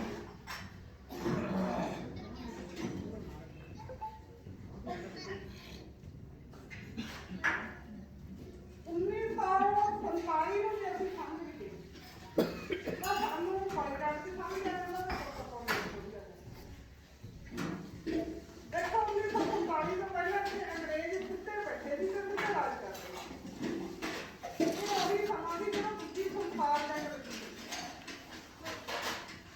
ਸੰਸਾਰ ਜੰਗ ਆ ਜਿਹੜੀ ਇਹ ਉਦੋਂ ਲੱਗਦੀ ਹੈ ਜਦੋਂ ਜਿਹੜੇ ਤਗੜੇ ਵਡੇਰੇ ਹੁੰਦੇ ਆ ਦੁਨੀਆ ਦੇ ਉਹਨਾਂ ਦੀ ਆਪਸ ਵਿੱਚ ਲੜਾਈ ਹੋ ਪੈਂਦੀ ਹੈ ਵੀ ਭਾਈ ਇੱਧਰੋਂ ਮਾਰ ਕੇ ਸੁਣਾ ਲਓ ਮੈਂ ਕਿਹਾ ਉਹਨਾਂ ਨੇ ਬਹਿ ਕੇ ਸਹਿਮਤੀ ਨਹੀਂ ਮਿਲਦਾ ਵੀ ਕਿ ਉਹ ਹਥਿਆਰਾਂ ਨਾਲ ਲੜਨ ਤਾਂ ਇਹ ਜਿਹੜਾ 1945 ਦਾ ਸਮਾਂ ਉਸ ਵੇਲੇ ਦੂਜੀ ਸੰਸਾਰ ਦੇ ਖਤਮ ਜਿਹੜੀ ਉਸ ਵੇਲੇ ਦੁਨੀਆ ਨੂੰ ਲੱਗੇ ਰਹਿਣੇ ਦੁਬਾਰੇ ਨਵੇਂ ਤੋਂ ਬੰਦ ਰਹੇ ਤੇ ਉਹੀ ਖਬਰ ਸੀ ਕਿ ਜਦੋਂ ਸਾਡੇ ਮੁਲਕ ਦੇ ਵਿੱਚ ਬਹੁਤ ਵੱਡੀ ਲਹਿਰ ਸੀ ਬਹੁਤ ਵੱਡੀਆਂ ਹੜਤਾਲਾਂ ਹੋਈਆਂ ਸੀ ਮਜ਼ਦੂਰਾਂ ਦੀਆਂ ਤੇ ਅੰਗਰੇਜ਼ਾਂ ਨੂੰ ਇੱਥੇ ਟਿਕਣਾ ਔਖਾ ਹੋ ਗਿਆ ਤਾਂ ਇਸ ਸਾਰੇ ਸਾਡੇ ਕੋਲ ਵੀ ਹੋਰ ਬਹੁਤ ਸਾਰੇ ਮੁਲਕ ਸੀ ਕਹਿੰਦੇ ਵੀ ਅੰਗਰੇਜ਼ਾਂ ਦੇ ਰਾਜ ਦੇ ਵਿੱਚ ਪੂਰੀ ਨਹੀਂ ਟਿਕਦਾ ਤਾਂ ਸਾਰੇ ਹੀ ਮੁਲਕ ਦੇ ਵਿੱਚ ਤਕਰੀਬਨ ਲਹਿਰਾਂ ਚੱਲ ਰਹੀਆਂ ਸੀ ਕਿ ਅੰਗਰੇਜ਼ੋਂ ਬਾਹਰ ਜਾਓ ਤਾਂ ਉਹਨਾਂ ਨੂੰ ਵੀ ਐਡਾ ਵੱਡਾ ਜੁਗਾੜ ਸਾਹਮਣਾ ਔਖਾ ਹੋ ਰਿਹਾ ਸੀ ਤਾਂ ਦੂਜੀ ਸੰਸਾਰ ਜੰਗ ਨੇ ਨਵਾਂ ਤਰੀਕਾ ਦਿੱਤਾ ਹੋਣਾ ਨਵਾਂ ਢੰਗ ਤਰੀਕਾ ਇਹ ਦਿੱਤਾ ਵੀ ਆਪ ਤਾਂ ਜਾਓ ਮੁੜ ਆਪਦਾ ਜੁਗਾੜ ਲੈ ਜਾਓ ਇੱਥੋਂ ਚੱਕ ਕੇ ਇੱਥੇ ਬੰਦੇ ਲਾਏ ਆਪਦੇ ਅਫਸਰ ਲਾਉਣੇ ਆ ਫੌਜ ਲਾਉਣੇ ਆ ਇਹਦੀ ਥਾਂ ਤੇ ਇਹਨਾਂ ਮੁਲਕਾਂ ਦੀਆਂ ਜਿਹੜੀਆਂ ਨਵੀਆਂ ਇੱਥੋਂ ਦੇ ਬੰਦਿਆਂ ਦੀਆਂ ਸਰਕਾਰਾਂ ਬਣਾਈਏ ਤੇ ਉਹਨਾਂ ਸਰਕਾਰਾਂ ਦੇ ਨਾਲ ਬਹਿ ਕੇ ਤੈਅ ਹੋ ਜੇ ਕਿ ਉਹ ਚੱਲਣਗੀਆਂ ਆਪਾਂ ਹੋਰਾਂ ਥਾਵਾਂ ਦੀ ਉਦਾਹਰਨਾਂ ਚ ਨਹੀਂ ਜਾਂਦੇ ਆਪਾਂ ਆਪਣੇ ਮੁਲਕ ਦੀ ਉਦਾਹਰਨ ਦਿੰਦੇ ਹਾਂ ਤੇ 1947 ਚ ਜਦੋਂ ਅੰਗਰੇਜ਼ ਇੱਥੋਂ ਗਏ ਤਾਂ ਇਹ ਗੱਲ ਪਿੱਛੇ ਤੈਅ ਹੋ ਗਈ ਸੀ ਕਿ ਜਿੰਨਾ ਉਹਨਾਂ ਦਾ ਇੱਥੇ ਪੈਸਾ ਲੱਗਿਆ ਪਿਆ ਉਵੇਂ ਜਿਵੇਂ ਲੱਗਿਆ ਰਹੂ ਤੇ ਉਵੇਂ ਜਿਵੇਂ ਮੁਨਾਫਾ ਕਮਾਉਂਦਾ ਰਹੂ ਜਿਹੜੇ ਅੰਗਰੇਜ਼ਾਂ ਨੇ ਇੱਥੇ ਨੌਕਰੀਆਂ ਕੀਤੀਆਂ ਨੇ ਜਿੰਨਾ ਚਿਰ ਮਰੇ ਵੀ ਉਹਨਾਂ ਨੂੰ ਪੈਨਸ਼ਨਾਂ ਸਾਡੇ ਇੱਥੋਂ ਜਾਂਦੀਆਂ ਰਹੀਆਂ ਤੇ ਜਿੰਨੇ ਵੀ ਮੁਲਕ ਇੰਗਲੈਂਡ ਦੇ ਅਧੀਨ ਸੀਗੇ ਮਹਾਰਾਣੀ ਦੇ ਅਧੀਨ ਸੀਗੇ ਉਹਨਾਂ ਸਾਰਿਆਂ ਨੂੰ ਇਕੱਠੇ ਕਰਕੇ ਬਣਾ ਲਿਆ ਕਾਮਨਵੈਲਥ ਦੇ ਮੁਲਕ ਕਹਿੰਦੇ ਆ ਉਹਨਾਂ ਨੂੰ ਹੁਣ ਵੀ ਤੁਸੀਂ ਕਦੇ ਕਦੇ ਸੁਣਦੇ ਹੋਗੇ ਕਾਮਨਵੈਲਥ ਦੀਆਂ ਖੇਡਾਂ ਹੁੰਦੀਆਂ ਕਹਿਣ ਦਾ ਮਤਲਬ ਕੀ ਹੈ ਵੀ ਆਜ਼ਾਦੀ ਆਪਾਂ ਨੂੰ ਪੂਰੀ ਨਹੀਂ ਦਿੱਤੀ ਪੂਰੀ ਤਰ੍ਹਾਂ ਗਏ ਨਹੀਂ ਇੱਥੋਂ ਸ਼ਰਤਾਂ ਲਾਓ ਕਿ ਚਲਾਓ ਤੁਸੀਂ ਤਾਂ ਚਲਾਓ ਜਿਵੇਂ ਵੀ ਕਹਿੰਦੇ ਹੋ ਉਹਨਾਂ ਸ਼ਰਤਾਂ ਦੇ ਵਿੱਚ ਹੀ ਇਹ ਰਾਹ ਵੀ ਖੁੱਲ ਗਿਆ ਵੀ ਹੋਰਾਂ ਮੁਲਕਾਂ ਦੀਆਂ ਕੰਪਨੀਆਂ ਵੀ ਆਪਦਾ ਸਰਮਾਇਆ ਇੱਥੇ ਲਾਓ ਤਾਂ ਉਹਦਾ ਰਿਜ਼ਲਟ ਕੀ ਹੋਇਆ ਉਹਦਾ ਰਿਜ਼ਲਟ ਇਹ ਹੋਇਆ ਕਿ ਜਿਹੜੇ ਦੁਨੀਆ ਭਰ ਦੇ ਵੱਡੇ ਲਟੇਰੇ ਸੀ ਉਹਨਾਂ ਨੇ ਲੜ ਕੇ ਵੱਡੀਆਂ ਵੱਡੀਆਂ ਬੈਂਕਾਂ ਲਾ ਜਿਨ੍ਹਾਂ ਵਿੱਚ ਬਹੁਤ ਵੱਡੀ ਬੈਂਕ ਬਣੀ ਸੰਸਾਰ ਵਿੱਚ ਇੱਕ ਹੋਰ ਇਹ ਜਿਹੀ ਸੰਸਥਾ ਬਣ ਗਈ ਉਹਨੂੰ ਕਹਿ ਦਿੰਦੇ ਆ ਕਮਾਂਤਰੀ ਮੁਦਰਾ ਮਤਲਬ ਕੀ ਹੈ ਮੁਦਰਾ ਕੋਸ਼ ਪਰ ਜਿਹੜੀਆਂ ਇਹ ਸੰਸਥਾਵਾਂ ਬਣੀਆਂ ਅਸਲ ਦੇ ਵਿੱਚ ਇਹ ਫਿਰ ਸਾਡੀਆਂ ਨੀਤੀਆਂ ਨੂੰ ਤੈਅ ਕਰਨ ਲੱਗ ਸਾਡੇ ਵਰਗੇ ਮੁਲਕਾਂ ਦੀਆਂ ਨੀਤੀਆਂ ਪਾਲਸੀਆਂ ਕਾਨੂੰਨ ਇਹਨਾਂ ਦੇ ਹੁਕਮਾਂ ਮੁਤਾਬਕ ਬਣਨ ਲੱਗ ਗਏ ਇਹਨਾਂ ਦੇ ਕਹਿਣ ਮੁਤਾਬਕ ਬਣਨ ਲੱਗ ਗਏ ਇਹਨਾਂ ਦੇ ਪੈਸੇ ਮੁਤਾਬਕ ਬਣਨ ਲੱਗ ਗਏ ਤੇ ਜਿਹੜਾ ਉਹਨਾਂ ਨੇ ਸਾਨੂੰ ਕਿਹਾ ਕਿ ਤੁਸੀਂ ਮੁਲਕਾਂ ਦਾ ਆਪਦਾ ਦਾ ਵਿਕਾਸ ਕਰੋ ਇਹੋ ਜਿਹਾ ਵਿਕਾਸ ਸੀਗਾ ਜਿਵੇਂ ਕੋਈ ਬੰਦਾ ਇਹ ਕਰੇ ਵੀ ਆੜਤੀ ਤੋਂ ਰੁਪਈਏ ਚੱਕ 2-3 ਮੰਜ਼ਲੀਆਂ ਕੋਠੀਆਂ ਪਾ ਲਓ ਤੇ ਜ਼ਮੀਨਦਾਰ ਦੇ ਬਾਰੇ ਕਹਿਣੇ ਫਿਰ ਤੇ ਦੇਖੋ ਜੀ ਮੇਰੇ ਘਰ ਦਾ ਕਿੰਨਾ ਵਿਕਾਸ ਹੋ ਗਿਆ ਤਾਂ ਇਹ ਸਾਰਾ ਵਿਕਾਸ ਜਿਹੜਾ ਇੱਥੇ ਸਾਨੂੰ ਦਿੱਤੀ ਜਾਂਦਾ ਇਹ ਇਹੋ ਜਿਹਾ ਵਿਕਾਸ ਸੀ ਸਾਰੇ ਰੁਪਈਏ ਜਿਹੜੇ ਵਰਲਡ ਬੈਂਕ ਕੋਲ ਚੱਕ ਕੇ ਆਪਾਂ ਸਾਰੇ ਮੁਕਤ ਜਾਈ ਜਾਂਦੇ ਆ ਦੁਨੀਆ ਦੇ ਵੱਡੇ ਵੱਡੇ ਨੇ ਤੇ ਉਹਨਾਂ ਦਾ ਕਰਜ਼ਾ ਮੋੜਨ ਖਾਤਰ ਉਹਨਾਂ ਦਾ ਹੋਰ ਰੁਪਈਏ ਲੈ ਜਾਂਦੇ ਪਰ ਇਹ ਲੁੱਟ ਜਿਹੜੀ ਮੈਂ ਇਹ ਕਹਿਣਾ ਚਾਹੁੰਦੀ ਆ ਵੀ ਜੇਕਰ ਚੰਗੇ ਬੰਦੇ ਚੁਣਦੇ ਭੇਜੋ ਮਾੜੇ ਚੁਣਦੇ ਕਹੇ ਜੇ ਮਰਜ਼ੀ ਭੇਜੋ ਜਿਨ੍ਹਾਂ ਨੂੰ ਚੁਣ ਕੇ ਭੇਜਾਂਗੇ ਉਹ ਸਾਰੇ ਇੱਕ ਗੱਲ ਦੱਸਣ ਵੀ ਜੋ ਵਰਲਡ ਬੈਂਕ ਕਹੂਗੀ ਉਹ ਕਰਾਂਗੇ ਜੋ ਸੰਸਾਰ ਦੇ ਸਾਰੇ ਵੱਡੇ ਲਟੇਰਿਆਂ ਨੇ ਇਕੱਠੇ ਹੋ ਕੇ ਇੱਕ ਸੰਸਾਰ ਵਪਾਰ ਸੰਸਥਾ ਬਣਾਈ ਹੋਈ ਹੈ WTO ਬਹੁਤ ਆਪਾਂ ਬਣਾਉਂਦੇ ਉਹ ਬਣਾਉਂਦੀਆਂ ਨੀਤੀਆਂ ਜਿਹੜੀਆਂ ਉਹ ਨੀਤੀਆਂ ਕਹੂਗੀ ਭਾਰਤ ਉਹੀ ਲਾਗੂ ਕਰੂਗਾ ਦਰਸ਼ਕ ਕਰੇਗੇ ਇਹਨਾਂ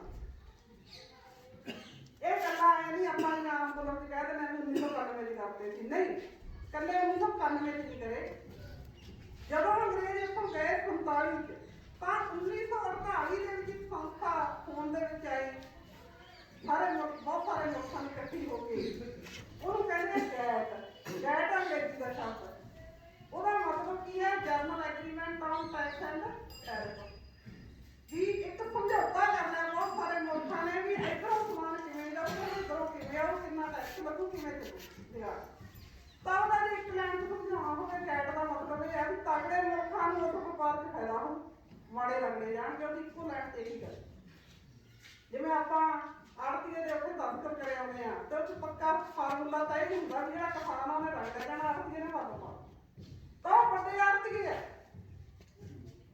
ਜਿਨ੍ਹਾਂ ਨੂੰ ਬਲੇ ਕਹਿੰਦਾ ਸਾਂਬਾਜੀ ਉਹ ਇੱਕ ਹਿਸਾਬ ਨਾਲ ਦੁਨੀਆ ਦੇ ਵੱਡੇ ਆੜਤੀਏ ਆ ਵੱਡੇ ਲਟੇਰੇ ਆ ਜਿਨ੍ਹਾਂ ਨੇ ਸਾਰੇ ਮੁਲਕਾਂ ਦੀਆਂ ਸਰਕਾਰਾਂ ਦੀਆਂ ਸੱਜੀਆਂ ਫੜੀਆਂ ਹੋਈਆਂ ਸਮੇਤ ਸਾਡੇ ਇਸੇ ਕਰਕੇ ਜਿਹੜੇ ਆ ਖੇਤੀ ਕਾਨੂੰਨ ਆਏ ਇਹਨਾਂ ਨੂੰ ਮੈਂ ਆਧਾਰਨ ਦੇਣੀ ਚਾਹੁੰਦੀ ਹਾਂ ਦੋ ਕਾਨੂੰਨਾਂ ਦੀ ਮੈਂ ਆਧਾਰਨ ਦੇਣੀ ਆ ਇੱਕ ਅਸੀਂ 2014 ਦੇ ਵਿੱਚ ਵੀ ਚੰਡੀਗੜ੍ਹ ਘੇਰਿਆ ਸੀਗਾ ਤੁਹਾਡੇ ਯਾਦ ਹੋਊਗਾ ਕਈ ਦਰਜਨ ਜਥੇਬੰਦੀਆਂ ਨੇ ਇਕੱਠੇ ਹੋ ਕੇ ਤਾਂ ਉਦੋਂ ਇੱਕ ਕਾਨੂੰਨ ਆਇਆ ਸੀਗਾ ਸਰਕਾਰੀ ਤੇ ਨਿੱਜੀ ਜਾਇਦਾਦ ਦਾ ਨੁਕਸਾਨ ਰੋਕੂ ਕਾਨੂੰਨ ਉਹ ਕਾਨੂੰਨ 'ਚ ਸੀ ਕਿ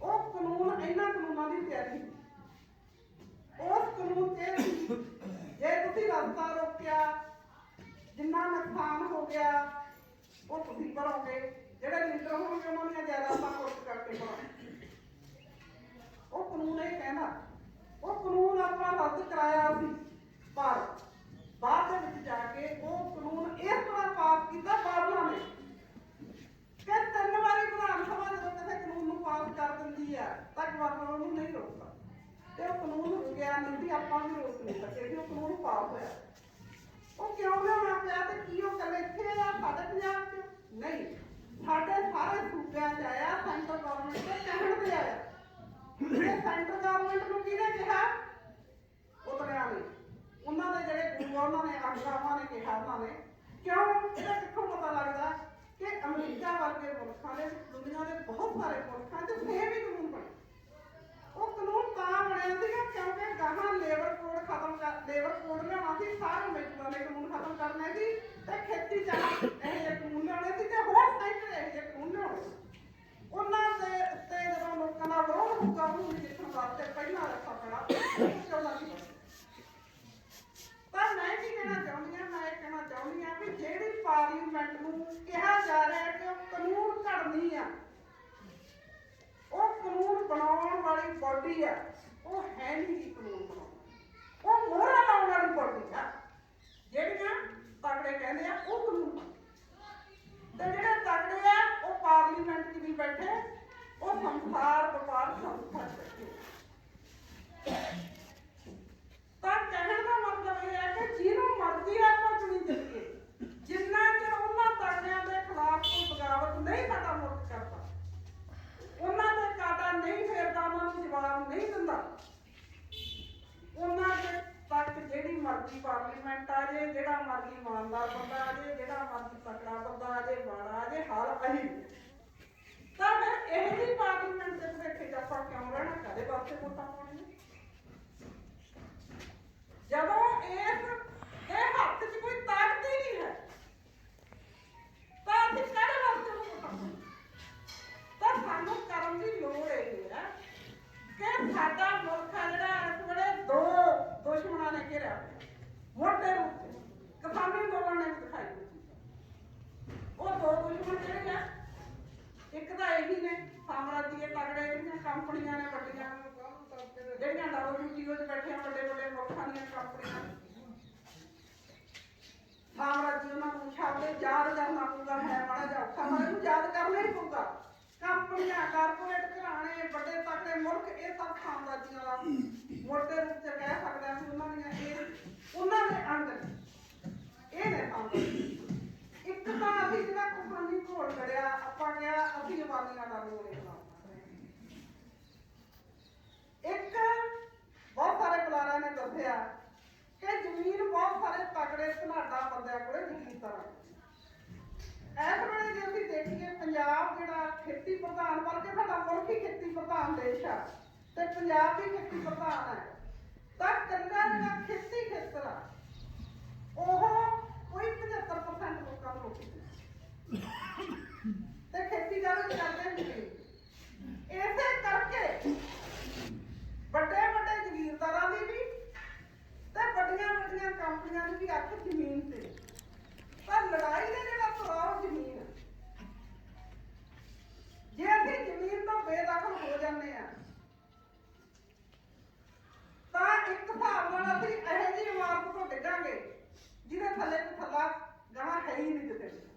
ਡਿੱਗਦੇ ਤੁਰੇ ਜਾਣਾ ਕਿਤੇ ਪੈਰ ਨਹੀਂ ਰੱਖਣਾ।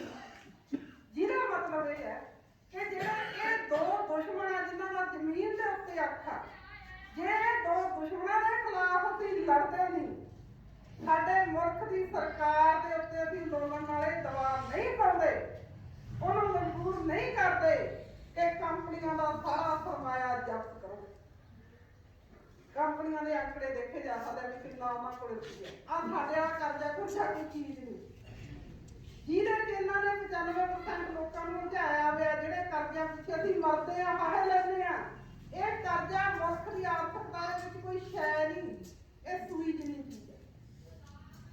ਪਰ ਇਹ ਬਹੁਤ ਵੱਡੀ ਚੀਜ਼ ਕਿਉਂ ਬਣ ਗਈ? ਕਿਉਂਕਿ ਸਾਰਾ ਕੁਝ ਤਕੜਿਆਂ ਦੇ ਫਾਦੇ ਕੀਤਾ ਹੋਇਆ। ਤਾਂ ਫਿਰ ਸਾਨੂੰ ਕਰਨ ਦੀ ਲੋੜ ਕੀ ਹੈ ਕਿ ਤਕੜਿਆਂ ਦਾ ਜ਼ਬਤ ਕਰੋ, ਸਾਰਿਆਂ ਨੂੰ ਵੰਡੋ। ਕੰਪਨੀਆਂ ਨੂੰ ਹਜ਼ਾਰਾਂ ਏਕੜ ਘਮਾਉਣ ਦੀ ਤਿਆਰੀ ਕਰ ਰਹੇ ਆ, 17.5 ਏਕੜ ਦਾ ਕਾਨੂੰਨ। ਕੰਪਨੀਆਂ ਨੂੰ ਕਿਹੜੇ ਕਾਨੂੰਨ ਤੇ ਘਮਾ ਰਹੇ ਆ ਹਜ਼ਾਰਾਂ ਏਕੜ?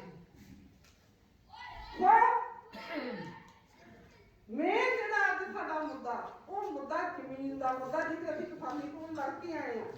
ਤਾਂ ਕਿਸਾਨੀ ਕੋਲ ਤੇ ਅਸੀਂ ਸਿਰਫ ਇੱਕੋ ਹੀ ਗੱਲ ਕੀਤੀ ਆ ਵੀ ਜਿਹੜਾ ਤਾਜ਼ਾ ਹਮਲਾ ਹੋਣ ਲੱਗਾ ਸੀ ਉਹਨੂੰ ਰੋਕਤਾ। ਪਰ ਜਿਹੜੀਆਂ ਚੀਜ਼ਾਂ ਸਾਨੂੰ ਪ੍ਰੋਟੈਕਸ਼ਨਾਂ ਕਰਾ ਰਹੀਆਂ, ਜਿਹੜਾ ਜ਼ਮੀਨ ਦੇ ਉੱਤੇ ਸੰਕਟ ਮੌਜੂਦ ਸੀ, ਜਿਹੜਾ ਖੇਤੀ ਖੇਤਰ ਦੇ ਉੱਤੇ ਸੰਕਟ ਮੌਜੂਦ ਸੀ, ਉਹਦਾ ਹਜੇ ਵੀ ਸਿਖਾ ਦਿੰਦੇ।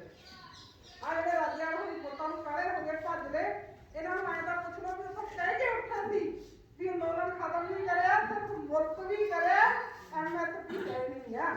ਬਾਕੀ ਦਾ ਜ਼ਮੀਨਾਂ ਦੀ ਰਾਖੀ ਦੀ ਤਾਂ ਗੱਲ ਛੱਡੋ, ਕੰਪਨੀਆਂ ਨੂੰ ਕਦੇ ਵੀ ਛੱਡੋ, ਇਹਨਾਂ ਨੂੰ ਐਂ ਪੁੱਛ ਲਓ ਵੀ ਜਿਹੜੀ MSP ਨਹੀਂ ਸੀ ਉਹਦਾ ਕੀ ਬਣਾ।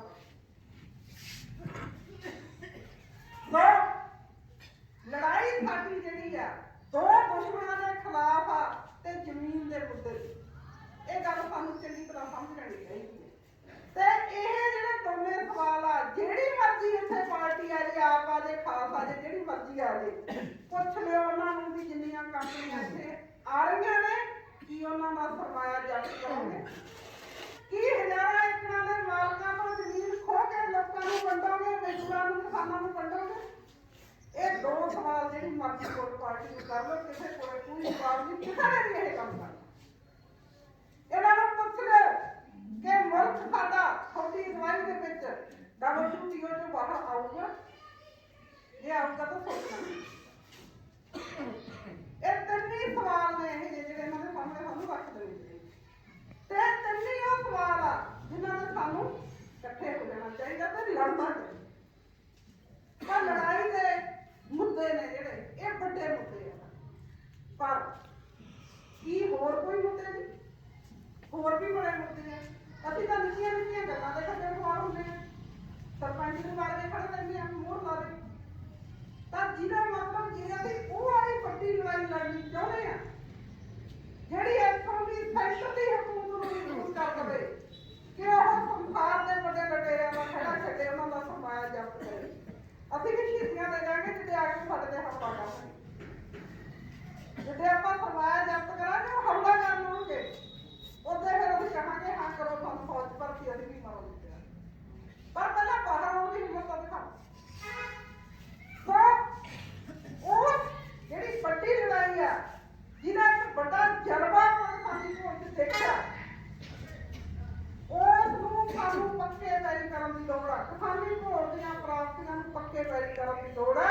ਪੱਕੇ ਪੈਰੀ ਕਿਵੇਂ ਕਰਨਾ ਕਿ ਪਿੰਡ ਪੱਧਰ ਦੀ ਜਿਹੜੀ ਸਾਡੀ ਇਕਾਈ ਹੋਵੇ, ਮਜ਼ਦੂਰਾਂ ਦੀ ਤੇ ਕਿਸਾਨਾਂ ਦੀ, ਉਹ ਐਡੀ ਮਜ਼ਬੂਤ ਹੋਣੀ ਚਾਹੀਦੀ ਆ ਕਿ ਪੰਚਾਇਤ ਉਹਦੇ ਸਾਹਮਣੇ ਬੇਵਸ ਹੋ। ਬਲਾਕ ਦੀ ਇਕਾਈ ਸਾਡੀ ਐਡੀ ਮਜ਼ਬੂਤ ਹੋਵੇ ਤੇ MLA ਦੇ ਸਾਹਮਣੇ ਬੇਵਸ ਹੋਵੇ। ਜੋ ਸਾਡੀਆਂ ਇਕਾਈਆਂ ਕਹਿਣ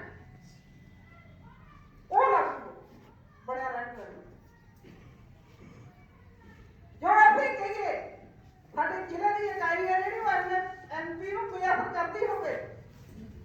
ਸਾਡਾ ਕੰਮ ਕੱਲਾ ਧਰਨਾ ਲਾਉਣਾ ਨਹੀਂ, ਸਾਡਾ ਕੰਮ ਪਿੰਡ ਦੀ ਸਿਆਸਤ ਨੂੰ ਬਦਲਣਾ ਵੀ ਹੈ। ਪਿੰਡ ਦੀ ਸਿਆਸਤ ਬਦਲੀ ਆ ਪਾਕਿਸਤਾਨੀ ਕੋਲ। ਜਿੰਨੇ ਸਾਡੇ ਭੈਣ ਭਰਾ ਪਾਰਟੀਆਂ ਦੇ ਝੰਡੇ ਚੱਕੀ ਫਿਰਦੇ ਸੀ, ਜਦੋਂ ਸਾਡੀ ਸਿਆਸਤ ਨੇ ਰੰਗ ਦਿਖਾਇਆ, ਉਹਨਾਂ ਨੇ ਧਰ ਕੇ ਉਹ ਸਾਡੇ ਦੇ ਤਾਂ ਜਿਹਦਾ ਮਤਲਬ ਉਹ ਅਸਲੀ ਜੀਤ ਸੀ। ਉਹ ਲੋਕਾਂ ਦੀ ਕੁਦਰਤੀ, ਉਹ ਲੋਕਾਂ ਦਾ ਰਾਜ। ਝੜਪ ਸੀ ਲੋਕਾਂ ਦੇ ਰਾਜ ਦੀ ਕਿ ਜਿਵੇਂ ਜਨਤਾ ਨੇ ਕਹਿਤਾ ਹੋਵੇ। ਤਾਂ ਇਹ ਕਰਨਾ, ਜੇ ਅਸੀਂ ਇਹ ਥੱਲੇ ਕਰਨਾ ਮਜ਼ਬੂਤ ਕਰੇ ਤੇ ਵੱਡੀ ਲੜਾਈ ਤਾਂ ਜਿਹੜੀਆਂ ਚੋਣਾਂ ਨੇ ਇੱਥੇ ਹੀ ਸਾਨੂੰ ਪਾੜ ਪਿੰਡ 'ਚ ਹੀ ਪਾੜਦੀਆਂ। ਸਭ ਤੋਂ ਪਹਿਲਾਂ ਸਾਨੂੰ ਪਿੰਡ 'ਚ ਪਾੜਿਆ। ਇਸ ਕਰਕੇ ਇਹਨਾਂ ਨੂੰ ਬਾਹਰ ਕੱਢੋ, ਕਿਉਂਕਿ ਸ਼ੁਰੂ 'ਚ ਹੀ ਅਸੀਂ ਇਕੱਠੀਆਂ ਕਰਕੇ ਹੋ ਜਾਂਦੇ ਹਾਂ। ਕੋਈ ਅਕਾਲੀ ਬਣ ਜਾਣਾ, ਕੋਈ ਕਾਂਗਰਸੀ, ਕੋਈ ਆਮ ਪਾਰਟੀ, ਕੋਈ ਬਹੁਜਨ ਸਮਾਜ ਪਾਰਟੀ, ਤੇ ਉਹਦੇ ਆਧਾਰ ਤੇ ਸਿਰ ਪੜਵਾਉਂਦੇ ਆਪਾਂ। ਕੋਈ ਮਾੜੀ ਮੋਟਾ ਐਵੇਂ ਨਹੀਂ ਹਟਦੇ ਆਪਾਂ, ਥੋੜਾ ਬਹੁਤਾ ਗੱਲਬਾਤ ਕਰਕੇ ਨਹੀਂ ਹਟਦੇ ਆਪਾਂ ਸਿਰ ਪੜਵਾਉਂਦੇ ਆ। ਥਾਣਿਆਂ ਵਿੱਚ ਕੇਸ ਪੁੱਟਦੇ ਇਹਨਾਂ ਦਾ ਪੈਂਦੇ, ਉੱਥੋਂ ਇਹਨਾਂ ਨੂੰ ਆਉਣੇ ਚਾਹੀਦੇ, ਉੱਥੋਂ ਬਾਹਰ ਕਰਦੇ, ਉੱਥੋਂ ਬਾਹਰ ਕਰਕੇ ਮਜ਼ਦੂਰਾਂ ਦੀ ਤੇ ਕਿਸਾਨਾਂ ਦੀਆਂ ਜਥੇਬੰਦੀਆਂ ਬਣਾਈਏ, ਫਿਰ ਉਹਨਾਂ ਦੀਆਂ ਤਾਲਮੇਲ ਕਮੇਟੀਆਂ ਬਣਾ ਕੇ ਇਕੱਠੇ ਕਰ ਲਈਏ ਉਹਨਾਂ ਨੂੰ। ਨਾ ਸਭ ਤੋਂ ਪਿੰਡ ਦੇ ਵਿੱਚ ਇੱਕ ਜ਼ਰੂਰੀ ਚੀਜ਼ ਪਈ ਹੁੰਦੀ ਹੈ ਪੰਚਾਇਤੀ ਜ਼ਮੀਨ। ਕੱਲੀ ਪੰਚਾਇਤੀ ਜ਼ਮੀਨ ਦਾ ਹੀ ਮਸਲਾ ਚੱਕ ਲਓ ਕਿ ਤੀਜਾ ਹਿੱਸਾ ਮਿਲੂਗਾ ਮਜ਼ਦੂਰਾਂ ਨੂੰ, 2 ਹਿੱਸੇ ਮਿਲਣਗੇ ਉਹਨਾਂ ਕਿਸਾਨਾਂ ਨੂੰ ਜਿਨ੍ਹਾਂ ਕੋਲ ਜ਼ਮੀਨ ਵਿਕਦੀ ਹੈ ਨਹੀਂ ਜਾਂ ਜਿਨ੍ਹਾਂ ਦੀ ਘੱਟ ਕੇ ਚਲਾਵਾ ਚਲੇ, ਉਹਨਾਂ ਨੂੰ ਮਿਲੂਗੀ, ਸਾਡਾ ਰੁਪਿਆ ਨਹੀਂ ਮਿਲੇਗੀ। ਇਹੀ ਕੱਲੀ ਗੱਲ ਕਰਦੇ ਆਪਾਂ ਨੱਕ ਜਰਾਮ ਕਰਦਾ। ਬਹੁਤੀਆਂ ਆਪਾਂ ਲੰਬੀ ਕਹਾਣੀ ਨਹੀਂ ਪੈਣਾ।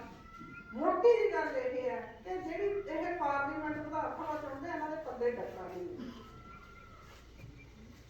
ਹਾਂ, ਇਹਨੂੰ ਕਾਇਮ ਰੱਖਣ ਵਾਸਤੇ ਆਹ ਹਥਿਆਰ ਕਾਹਦੇ ਕਾਹਦੇ ਖਰੀਦਣੇ ਪੈਂਦੇ ਇਹਨਾਂ ਨੂੰ। ਤੁਸੀਂ ਇਹ ਸੋਚੋ ਵੀ ਫੌਜ ਕਾਹਦੇ ਵਾਸਤੇ ਹੁੰਦੀ ਆ? ਬਾਰਡਰ ਤੇ ਰਾਖੀ ਕਰਨ ਵਾਸਤੇ ਹੁੰਦੀ ਆ। ਕਸ਼ਮੀਰ 'ਚ ਕਾਹਦੋਂ ਲੱਗੀ ਹੈ 5 ਲੱਖ ਫੌਜ? ਕਸ਼ਮੀਰ ਦੇ ਲੋਕਾਂ ਦੇ 5 ਲੱਖ ਫੌਜ ਕਰਨ ਵਾਸਤੇ ਲੱਗੀ ਆ। ਕਾਹਦੇ ਲਈ ਵਰਤਿਆ ਜਾ ਰਿਹਾ? ਸਾਡੇ ਨੌਜਵਾਨਾਂ ਨੂੰ, ਸਾਡੇ ਪੁੱਤਾਂ ਨੂੰ ਉਹ ਕਸ਼ਮੀਰ ਦੇ ਕਿਸਾਨਾਂ ਦੇ ਖਿਲਾਫ ਵਰਤਿਆ ਜਾ ਰਿਹਾ। ਜਿਹੜਾ ਕੇਂਦਰੀ ਇੰਡੀਆ ਮੁਲਕ ਦਾ ਜਿਹੜਾ ਬੇੜਾ ਚੱਲਦਾ ਹਿੱਸਾ, ਜਿੱਥੇ ਪਤਾ ਹੀ ਨਹੀਂ ਕਿੰਨੇ ਕਰੋੜਾਂ ਅਰਬਾਂ ਰੁਪਈਆਂ ਦਾ ਸਮਾਨ ਦੱਬਿਆ ਪਿਆ, ਹੀਰਿਆਂ ਤੋਂ ਲੈ ਕੇ ਲੋਹੇ ਤੋਂ ਲੈ ਕੇ ਸਭ ਕੁਝ ਸਾਡੇ ਮੁਲਕ ਦੇ ਜਿਹੜਾ ਚੱਲ ਰਿਹਾ ਹਿੱਸਾ ਤੇ ਦੱਬਿਆ ਪਿਆ। ਤੇ ਉੱਥੋਂ ਜਿਵੇਂ ਸਾਨੂੰ ਇੱਥੋਂ ਦੇ ਦਖਲ ਕਰ ਰਹੇ ਆਪਾਂ ਬਾਕੀਆਂ ਨੂੰ ਦੇ ਸਕਦੇ, ਤੇ ਉਹ ਵੀ ਆਪਦੀ ਜਾਨ ਤਲੀ ਤੇ ਭਰ ਕੇ ਲੜ ਰਹੇ ਆ। ਤੇ ਸਾਡੇ ਨੌਜਵਾਨਾਂ ਨੂੰ ਕਿੱਥੇ ਭੇਜ ਰਹੇ ਆ? ਬਰੂਖਾ ਦੇ ਕੇ ਉੱਥੇ ਭੇਜ ਰਹੇ ਆ, ਗਰੀਬ ਆਦਮੀਆਂ ਦੇ ਕੋਈ ਨਾ ਚਲੋ। ਹੋਰ ਕਿੱਥੇ ਭੇਜ ਰਹੇ ਆ? ਮਨੀਪੁਰ 'ਚ ਭੇਜ ਰਹੇ ਆ। ਹੋਰ ਕਿੱਥੇ ਭੇਜ ਰਹੇ ਆ? ਤ੍ਰਿਪੁਰੇ 'ਚ ਭੇਜ ਰਹੇ ਆ। ਚੀਨ ਦੇ ਬਾਰਡਰ ਤੇ ਨਹੀਂ ਲੜਦੀ ਸਾਡੀ ਫੌਜ, ਨਾ ਪਾਕਿਸਤਾਨ ਦੇ ਬਾਰਡਰ ਤੇ ਲੜ ਰਹੀ ਹੈ। ਸਭ ਤੋਂ ਵੱਧ ਜਿਹੜੀਆਂ ਤਿਰੰਗਿਆਂ 'ਚ ਡਟ ਕੇ ਲਾਸ਼ਾਂ ਆ ਰਹੀਆਂ ਨੇ ਕਸ਼ਮੀਰ 'ਚ ਆਉਂਦੀਆਂ, ਜਾਂ ਉਹ ਆਦਿਵਾਸੀ ਇਲਾਕਿਆਂ 'ਚ ਆ ਰਹੀਆਂ ਨੇ, ਜਾਂ ਮਨੀਪੁਰ 'ਚ ਆ ਰਹੀਆਂ ਨੇ, ਜਾਂ ਅਸਾਮ 'ਚ ਆ ਰਹੀਆਂ ਨੇ। ਉਹ ਬਾਰਡਰ ਨੇ, ਉਹ ਸਾਡੇ ਆਪ ਦੇ ਲੋਕਾਂ ਦੇ ਖਿਲਾਫ ਸਾਡੇ ਹੀ ਪੁੱਤਾਂ ਨੂੰ ਚੁੱਕਿਆ। ਬਹੁਤ ਵੱਡੀ ਸਾਜ਼ਿਸ਼ ਹੈ ਉਹ। ਇਹ ਜਿਹੜੀ ਤਾਕਤ ਉਹਨਾਂ ਦੀ ਫੌਜ ਦੀ ਤਾਕਤ ਐ ਸਾਰੀ ਦੀ ਆ, ਜਿੱਦਾਂ ਸਾਡੀ ਫੌਜ ਨੂੰ ਸਮਝ ਆ ਗਈ ਜਾਂ ਅਸੀਂ ਫੌਜੀ ਬਣ ਜਾਗੇ, ਉਹਦੇ ਪਾਸਾ ਪਲਟਿਆ ਜਾਊ। ਅਸੀਂ ਆਪ ਦੇ ਲੋਕਾਂ ਦੇ ਹਥਿਆਰ ਨਹੀਂ ਚੁੱਕਣੇ। ਤੇ ਥੋੜੀ ਜਿਹੀ ਝਲਕ ਆਪਾਂ ਕਿਸਾਨੀ ਅੰਦੋਲਨ ਦੇ ਵਿੱਚ ਨਹੀਂ ਵੇਖੀ। ਜਦੋਂ ਆਪਾਂ ਦਿੱਲੀ ਨੂੰ ਗਏ ਆ ਤੇ ਹਰਿਆਣੇ ਦੀ ਪੁਲਿਸ ਨੇ ਆਪਾਂ ਨੂੰ ਸਬੂਤ ਦਿੱਤਾ। ਪੰਜਾਬ ਦੀ ਪੁਲਿਸ ਦੇ ਬੰਦੇ ਛੁੱਟੀਆਂ ਲੈ ਕੇ ਸਾਡੇ ਅੰਦੋਲਨ 'ਚ ਜਾ ਕੇ ਬੈਠੀ। ਸਾਡੇ ਫੌਜੀ ਛੁੱਟੀਆਂ ਲੈ ਕੇ ਉੱਥੇ ਭਾਸ਼ਣ ਦੇ ਕੇ ਗਏ, ਧਰਨਾ ਕਰਦੀਆਂ ਹਾਜ਼ਰੀਆਂ ਲਗਾ ਕੇ ਗਏ ਆ। ਇਹ ਅਸਲੀ ਹੈ, ਇਹ ਚਾਹੁੰਦੇ ਹਾਂ ਅਸੀਂ। ਇਹ ਸਾਡਾ ਪੱਤਾ ਹੈ, ਇਹ ਸਾਹਮ ਨਹੀਂ ਮਰਨੇ ਚਾਹੀਦੇ, ਨਾ ਇਹ ਆਦਿਵਾਸੀ ਇਲਾਕਿਆਂ 'ਚ ਮਰਨੇ ਚਾਹੀਦੇ, ਨਾ ਕਸ਼ਮੀਰ 'ਚ ਮਰਨੇ ਚਾਹੀਦੇ। ਜੇ ਅਸੀਂ ਸ਼ਹੀਦੀਆਂ ਦੇਣੀਆਂ ਤਾਂ ਜ਼ਮੀਨਾਂ ਦੀਆਂ ਰਾਖੀਆਂ ਖਾਤਰ ਦੇਈਏ, ਉਸ ਜ਼ਮੀਨ ਦੀ ਰਾਖੀ ਖਾਤਰ ਸ਼ਹੀਦੀ ਦੇਈਏ ਜਿਹਨੂੰ ਅਸੀਂ ਆਪਦਾ ਖੂਨ ਪਸੀਨਾ ਡੋਲ ਕੇ ਫਸਲ ਪੈਦਾ ਕਰਨਾ ਤੇ ਜਿਹਦੇ ਤੇ ਅਸੀਂ ਜਿਉਂ ਰਹੇ। ਤੇ ਜਿਹੜੀ ਸਾਡੀ ਰੀੜ ਦੀ ਜੇ ਸ਼ਹੀਦੀਆਂ ਦੇਣੀਆਂ ਨਾ ਉਹ ਤਾਂ ਨਹੀਂ ਦੇਣਾ। ਸੋ ਇਹ ਸਾਰੀਆਂ ਜਦੋਂ ਅਸੀਂ ਚੀਜ਼ਾਂ ਕਰਦੇ ਆ ਤੇ ਕਿਤੇ ਵੀ ਇਹ ਗੱਲ ਆਉਂਦੀ ਕਿ ਅਸੀਂ ਵੋਟਾਂ ਲਈ ਸਾਰਾ ਕੁਝ ਕਰਦੇ। ਬਹੁਤ ਸਾਰੇ ਬੁਲਾਰਿਆਂ ਨੇ ਪਹਿਲਾਂ ਗੱਲ ਵਿਆਖਿਆ ਕਰਤੀ, ਮੈਂ ਨਹੀਂ ਹੁਣ ਕਰਨੀ, ਕਿ ਵੋਟਾਂ ਰਾਹੀਂ ਅਸੀਂ ਇਹਨਾਂ ਚੀਜ਼ਾਂ ਨੂੰ ਨਹੀਂ ਬਦਲ ਸਕਦੇ, ਅੰਦੋਲਨ ਰਾਹੀਂ ਬਦਲ ਸਕਦੇ। ਵੋਟਾਂ ਪਾ ਕੇ ਅਸੀਂ ਪੁਲਿਸ ਨੂੰ ਇਸ ਗੱਲ ਨੂੰ ਨਹੀਂ ਸਮਝਾ ਸਕਦੇ ਕਿ ਤੁਸੀਂ ਸਾਡੇ ਬਿਨਾਂ ਨਾ ਗੱਲ ਚਲਾਏ। ਅੰਦੋਲਨ ਨਾਲ ਅਸੀਂ ਉਹਨਾਂ ਦੇ ਮਨ ਬਦਲ। ਜਦੋਂ ਕਿਸੇ ਪੁਲਿਸ ਵਾਲੇ ਵੀਰ ਨੂੰ ਪਤਾ ਲੱਗਦਾ ਤਾਂ ਪੂਰੇ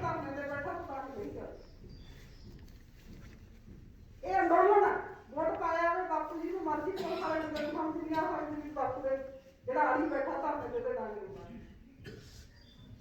ਸੋ ਇਹ ਚੀਜ਼ਾਂ ਸਾਨੂੰ ਕਰਨ ਦੀ ਲੋੜ ਆ। ਇਸ ਕਰਕੇ ਅੱਜ ਵੋਟਾਂ ਦਾ ਮਤਲਬ ਕੀ ਹੈ? ਵੋਟਾਂ ਦਾ ਮਤਲਬ ਹੈ ਸਭ ਕੁਝ ਭੁੱਲ ਜਾਓ, ਚਾਹੇ ਦਾਰੂ ਪੀ ਲਓ, ਚਾਹੇ ਉਹਨਾਂ ਦੇ ਝੂਠੇ ਲਾਰਾਂ ਨੂੰ ਸੁਣੋ, ਚਾਹੇ ਤੁਹਾਡੇ ਰਾਸ਼ਨ ਕਾਰਡ ਕੱਟ ਦਿਆਂਗੇ ਤੇ ਚਾਹੇ ਰਾਸ਼ਨ ਕਾਰਡ ਬਣਾ ਦਿਆਂਗੇ। ਸਾਰੀ ਵਿਰਾਸਤ ਨੂੰ ਇੰਨੇ ਕੁ ਥਾਂ ਇਕੱਠਾ ਕਰ ਦੇਣਾ ਤਾਂ ਆਪਾਂ ਇੰਨੇ ਥਾਂ ਇਕੱਠੇ ਨਹੀਂ ਕਰਨ ਦੇਣਾ। ਇਹ ਗੱਲ ਚੰਗੀ ਤਰ੍ਹਾਂ ਆਪਾਂ ਆਪ ਦੇਖੋ ਸਮਝ ਕੇ ਜਾਓ, ਜਿੱਥੇ ਬੈਠੇ ਆ ਉੱਥੇ ਸਮਝਾਓ। ਜੇ ਅਸੀਂ ਇੱਕ ਪਿੰਡ ਚੋਂ 20 ਪਰਿਵਾਰ ਦੀ ਇਹ ਗੱਲ ਸਮਝਾਤੀ, 20 ਪਰਿਵਾਰਾਂ ਨੂੰ ਪਿੰਡ ਦਾ ਰੰਗ ਬਦਲ, ਇਹ ਮੇਰਾ ਸਿਰਫ 20 ਪਰਿਵਾਰਾਂ ਦਾ ਟਾਰਗੇਟ ਰੱਖ ਲਿਆ ਸੀ ਪਿੰਡ ਚੋਂ ਵੀ 20 ਪਰਿਵਾਰਾਂ ਨੂੰ ਅਸੀਂ ਇਸ ਗੱਲ ਤੇ ਪੱਕੇ ਕਰ ਦਿਆਂਗੇ ਵੀ ਜਥੇਬੰਦੀ ਨਾਲ ਖੜਾਂਗੇ, ਵੋਟਾਂ ਨਾਲ ਤੇ ਉਸ ਪਿੰਡ ਦੀ ਫਿਜ਼ਾ ਬਦਲੂ, ਉਸ ਪਿੰਡ ਦੀ ਸਿਆਸਤ ਬਦਲੂ। ਇਹ ਤੈਅ। ਸੋ ਇੰਨੀਆਂ ਗੱਲਾਂ ਕਰਦੇ ਹੋਏ ਬਹੁਤ ਸਾਰੀਆਂ ਗੱਲਾਂ ਹੋਈਆਂ, ਬਹੁਤ ਸਾਰਾ ਟਾਈਮ ਹੋ ਗਿਆ। ਸਾਰਿਆਂ ਦਾ ਬਹੁਤ ਬਹੁਤ ਧੰਨਵਾਦ। ਜੈ ਜਨਤਾ ਜਿੰਦਾਬਾਦ। ਸਾਥੀਓ, ਇੱਕ ਮੈਂ ਸਪਾਟ ਕਰਨਾ ਪ੍ਰਧਾਨ ਜੀ ਨੇ ਕੀਤੀ ਹੈ। ਮੇਰਾ ਤਾਂ ਮੈਨੂੰ ਮੈਂ ਪਾਸੇ ਤੋਂ ਸੁਣੀ ਨੋਟਾਂ ਬਾਰੇ ਆਇਆ ਸੀ ਗੱਲ। ਕਈ ਸਾਥੀ ਕਹਿ ਰਹੇ ਵੀ ਯਾਰ ਆਪਾਂ ਨੋਟਾਂ ਰੱਖੀਏ। ਨੋਟਾਂ ਬਾਰੇ ਦੇਖੋ ਆਪਾਂ ਕੀ ਕਹਿ ਰਹੇ ਆ, ਆਪਾਂ ਇਹ ਕਹਿ ਰਹੇ ਆ ਕਿ ਜਿਹੜਾ ਚੋਣ ਸਿਸਟਮ ਹੈ ਇਹ ਸਹੀ ਨਹੀਂ। ਨੋਟਾਂ ਰੱਖਣ ਦਾ ਮਤਲਬ ਇਹ ਹੋਊਗਾ ਵੀ ਯਾਰ ਬੰਦੇ ਨਹੀਂ ਥੋੜੇ ਸਾਨੂੰ ਪਸੰਦ ਤੇ ਸੈਕਟਰ ਥੋੜਾ ਠੀਕ, ਸੈਕਟਰ ਥੋੜਾ ਠੀਕ ਆ ਪਰ ਆਹ ਥੋੜੇ ਬੰਦੇ ਨਹੀਂ। ਆਪਾਂ ਇਹ ਕਹਿ ਰਹੇ ਆ ਵੀ ਯਾਰ ਇੱਥੇ ਬੰਦੇ ਨਹੀਂ ਬਦਲਦਾ, ਬੰਦੇ ਜਿਹੜੇ ਮਰਜ਼ੀ ਲੈ ਆਓ। ਰੌਲਾ ਇਹ ਹੈ ਵੀ ਚੋਣ ਸਿਸਟਮ ਬਣਾਇਆ ਹੀ ਸਾਨੂੰ ਸਾਰਿਆਂ ਨੂੰ ਇੱਕ ਮਤਲਬ ਕਿ ਬੰਨ ਕੇ ਰੱਖਣ ਤੇ ਨੂੜ ਕੇ ਰੱਖਣ ਦੇ ਵਿੱਚ ਵਾਸਤੇ ਹੀ ਬਣਾਇਆ ਵਾ। ਇਸ ਕਰਕੇ ਸਿਸਟਮ ਹੀ ਸਹੀ ਹੈ। 75 ਸਾਲ ਹੋ ਕਰਦੇ ਆ। ਕੋਈ ਸਾਡਾ ਦਿਲਬਾਗ ਸਿੰਘ ਕਹਿੰਦਾ ਹੁੰਦਾ, ਕਹਿੰਦਾ ਜੇ ਇੱਕ ਵਾਰੀ ਜਵਾਨ ਫੇਲ ਹੋ ਜੇ ਤਾਂ ਅਸੀਂ ਦੁਬਾਰਾ ਨੂੰ ਦਾਖਲ ਕਰਾ ਦਿੰਦੇ ਆ, ਦੂਜੀ ਵਾਰੀ ਵੀ ਫੇਲ ਹੋ ਜੇ ਤੂੰ ਝੜਕ ਕੇ ਵੀ ਅਗਲੀ ਵਾਰ ਨੂੰ ਤੈਨੂੰ ਕਰਾਂਗੇ ਸਿੱਧਾ ਜੇ ਫੇਲ ਹੋਇਆ ਤਾਂ। ਤੀਜੀ ਵਾਰੀ ਇਹ ਫੇਲ ਹੋ ਜੇ, ਜੇ ਕੋਈ ਕਿਸਾਨ ਦਾ ਹੋਊਗਾ ਤਾਂ ਕਹੂਗਾ ਚੱਲ ਖੇਤ ਵੱਢ ਕੇ ਲਿਆ ਪੱਠੇ, ਜੇ ਮਜ਼ਦੂਰ ਦਾ ਹੋਊਗਾ ਚੱਲ ਕੁਝ ਕਰਦੇ ਆ।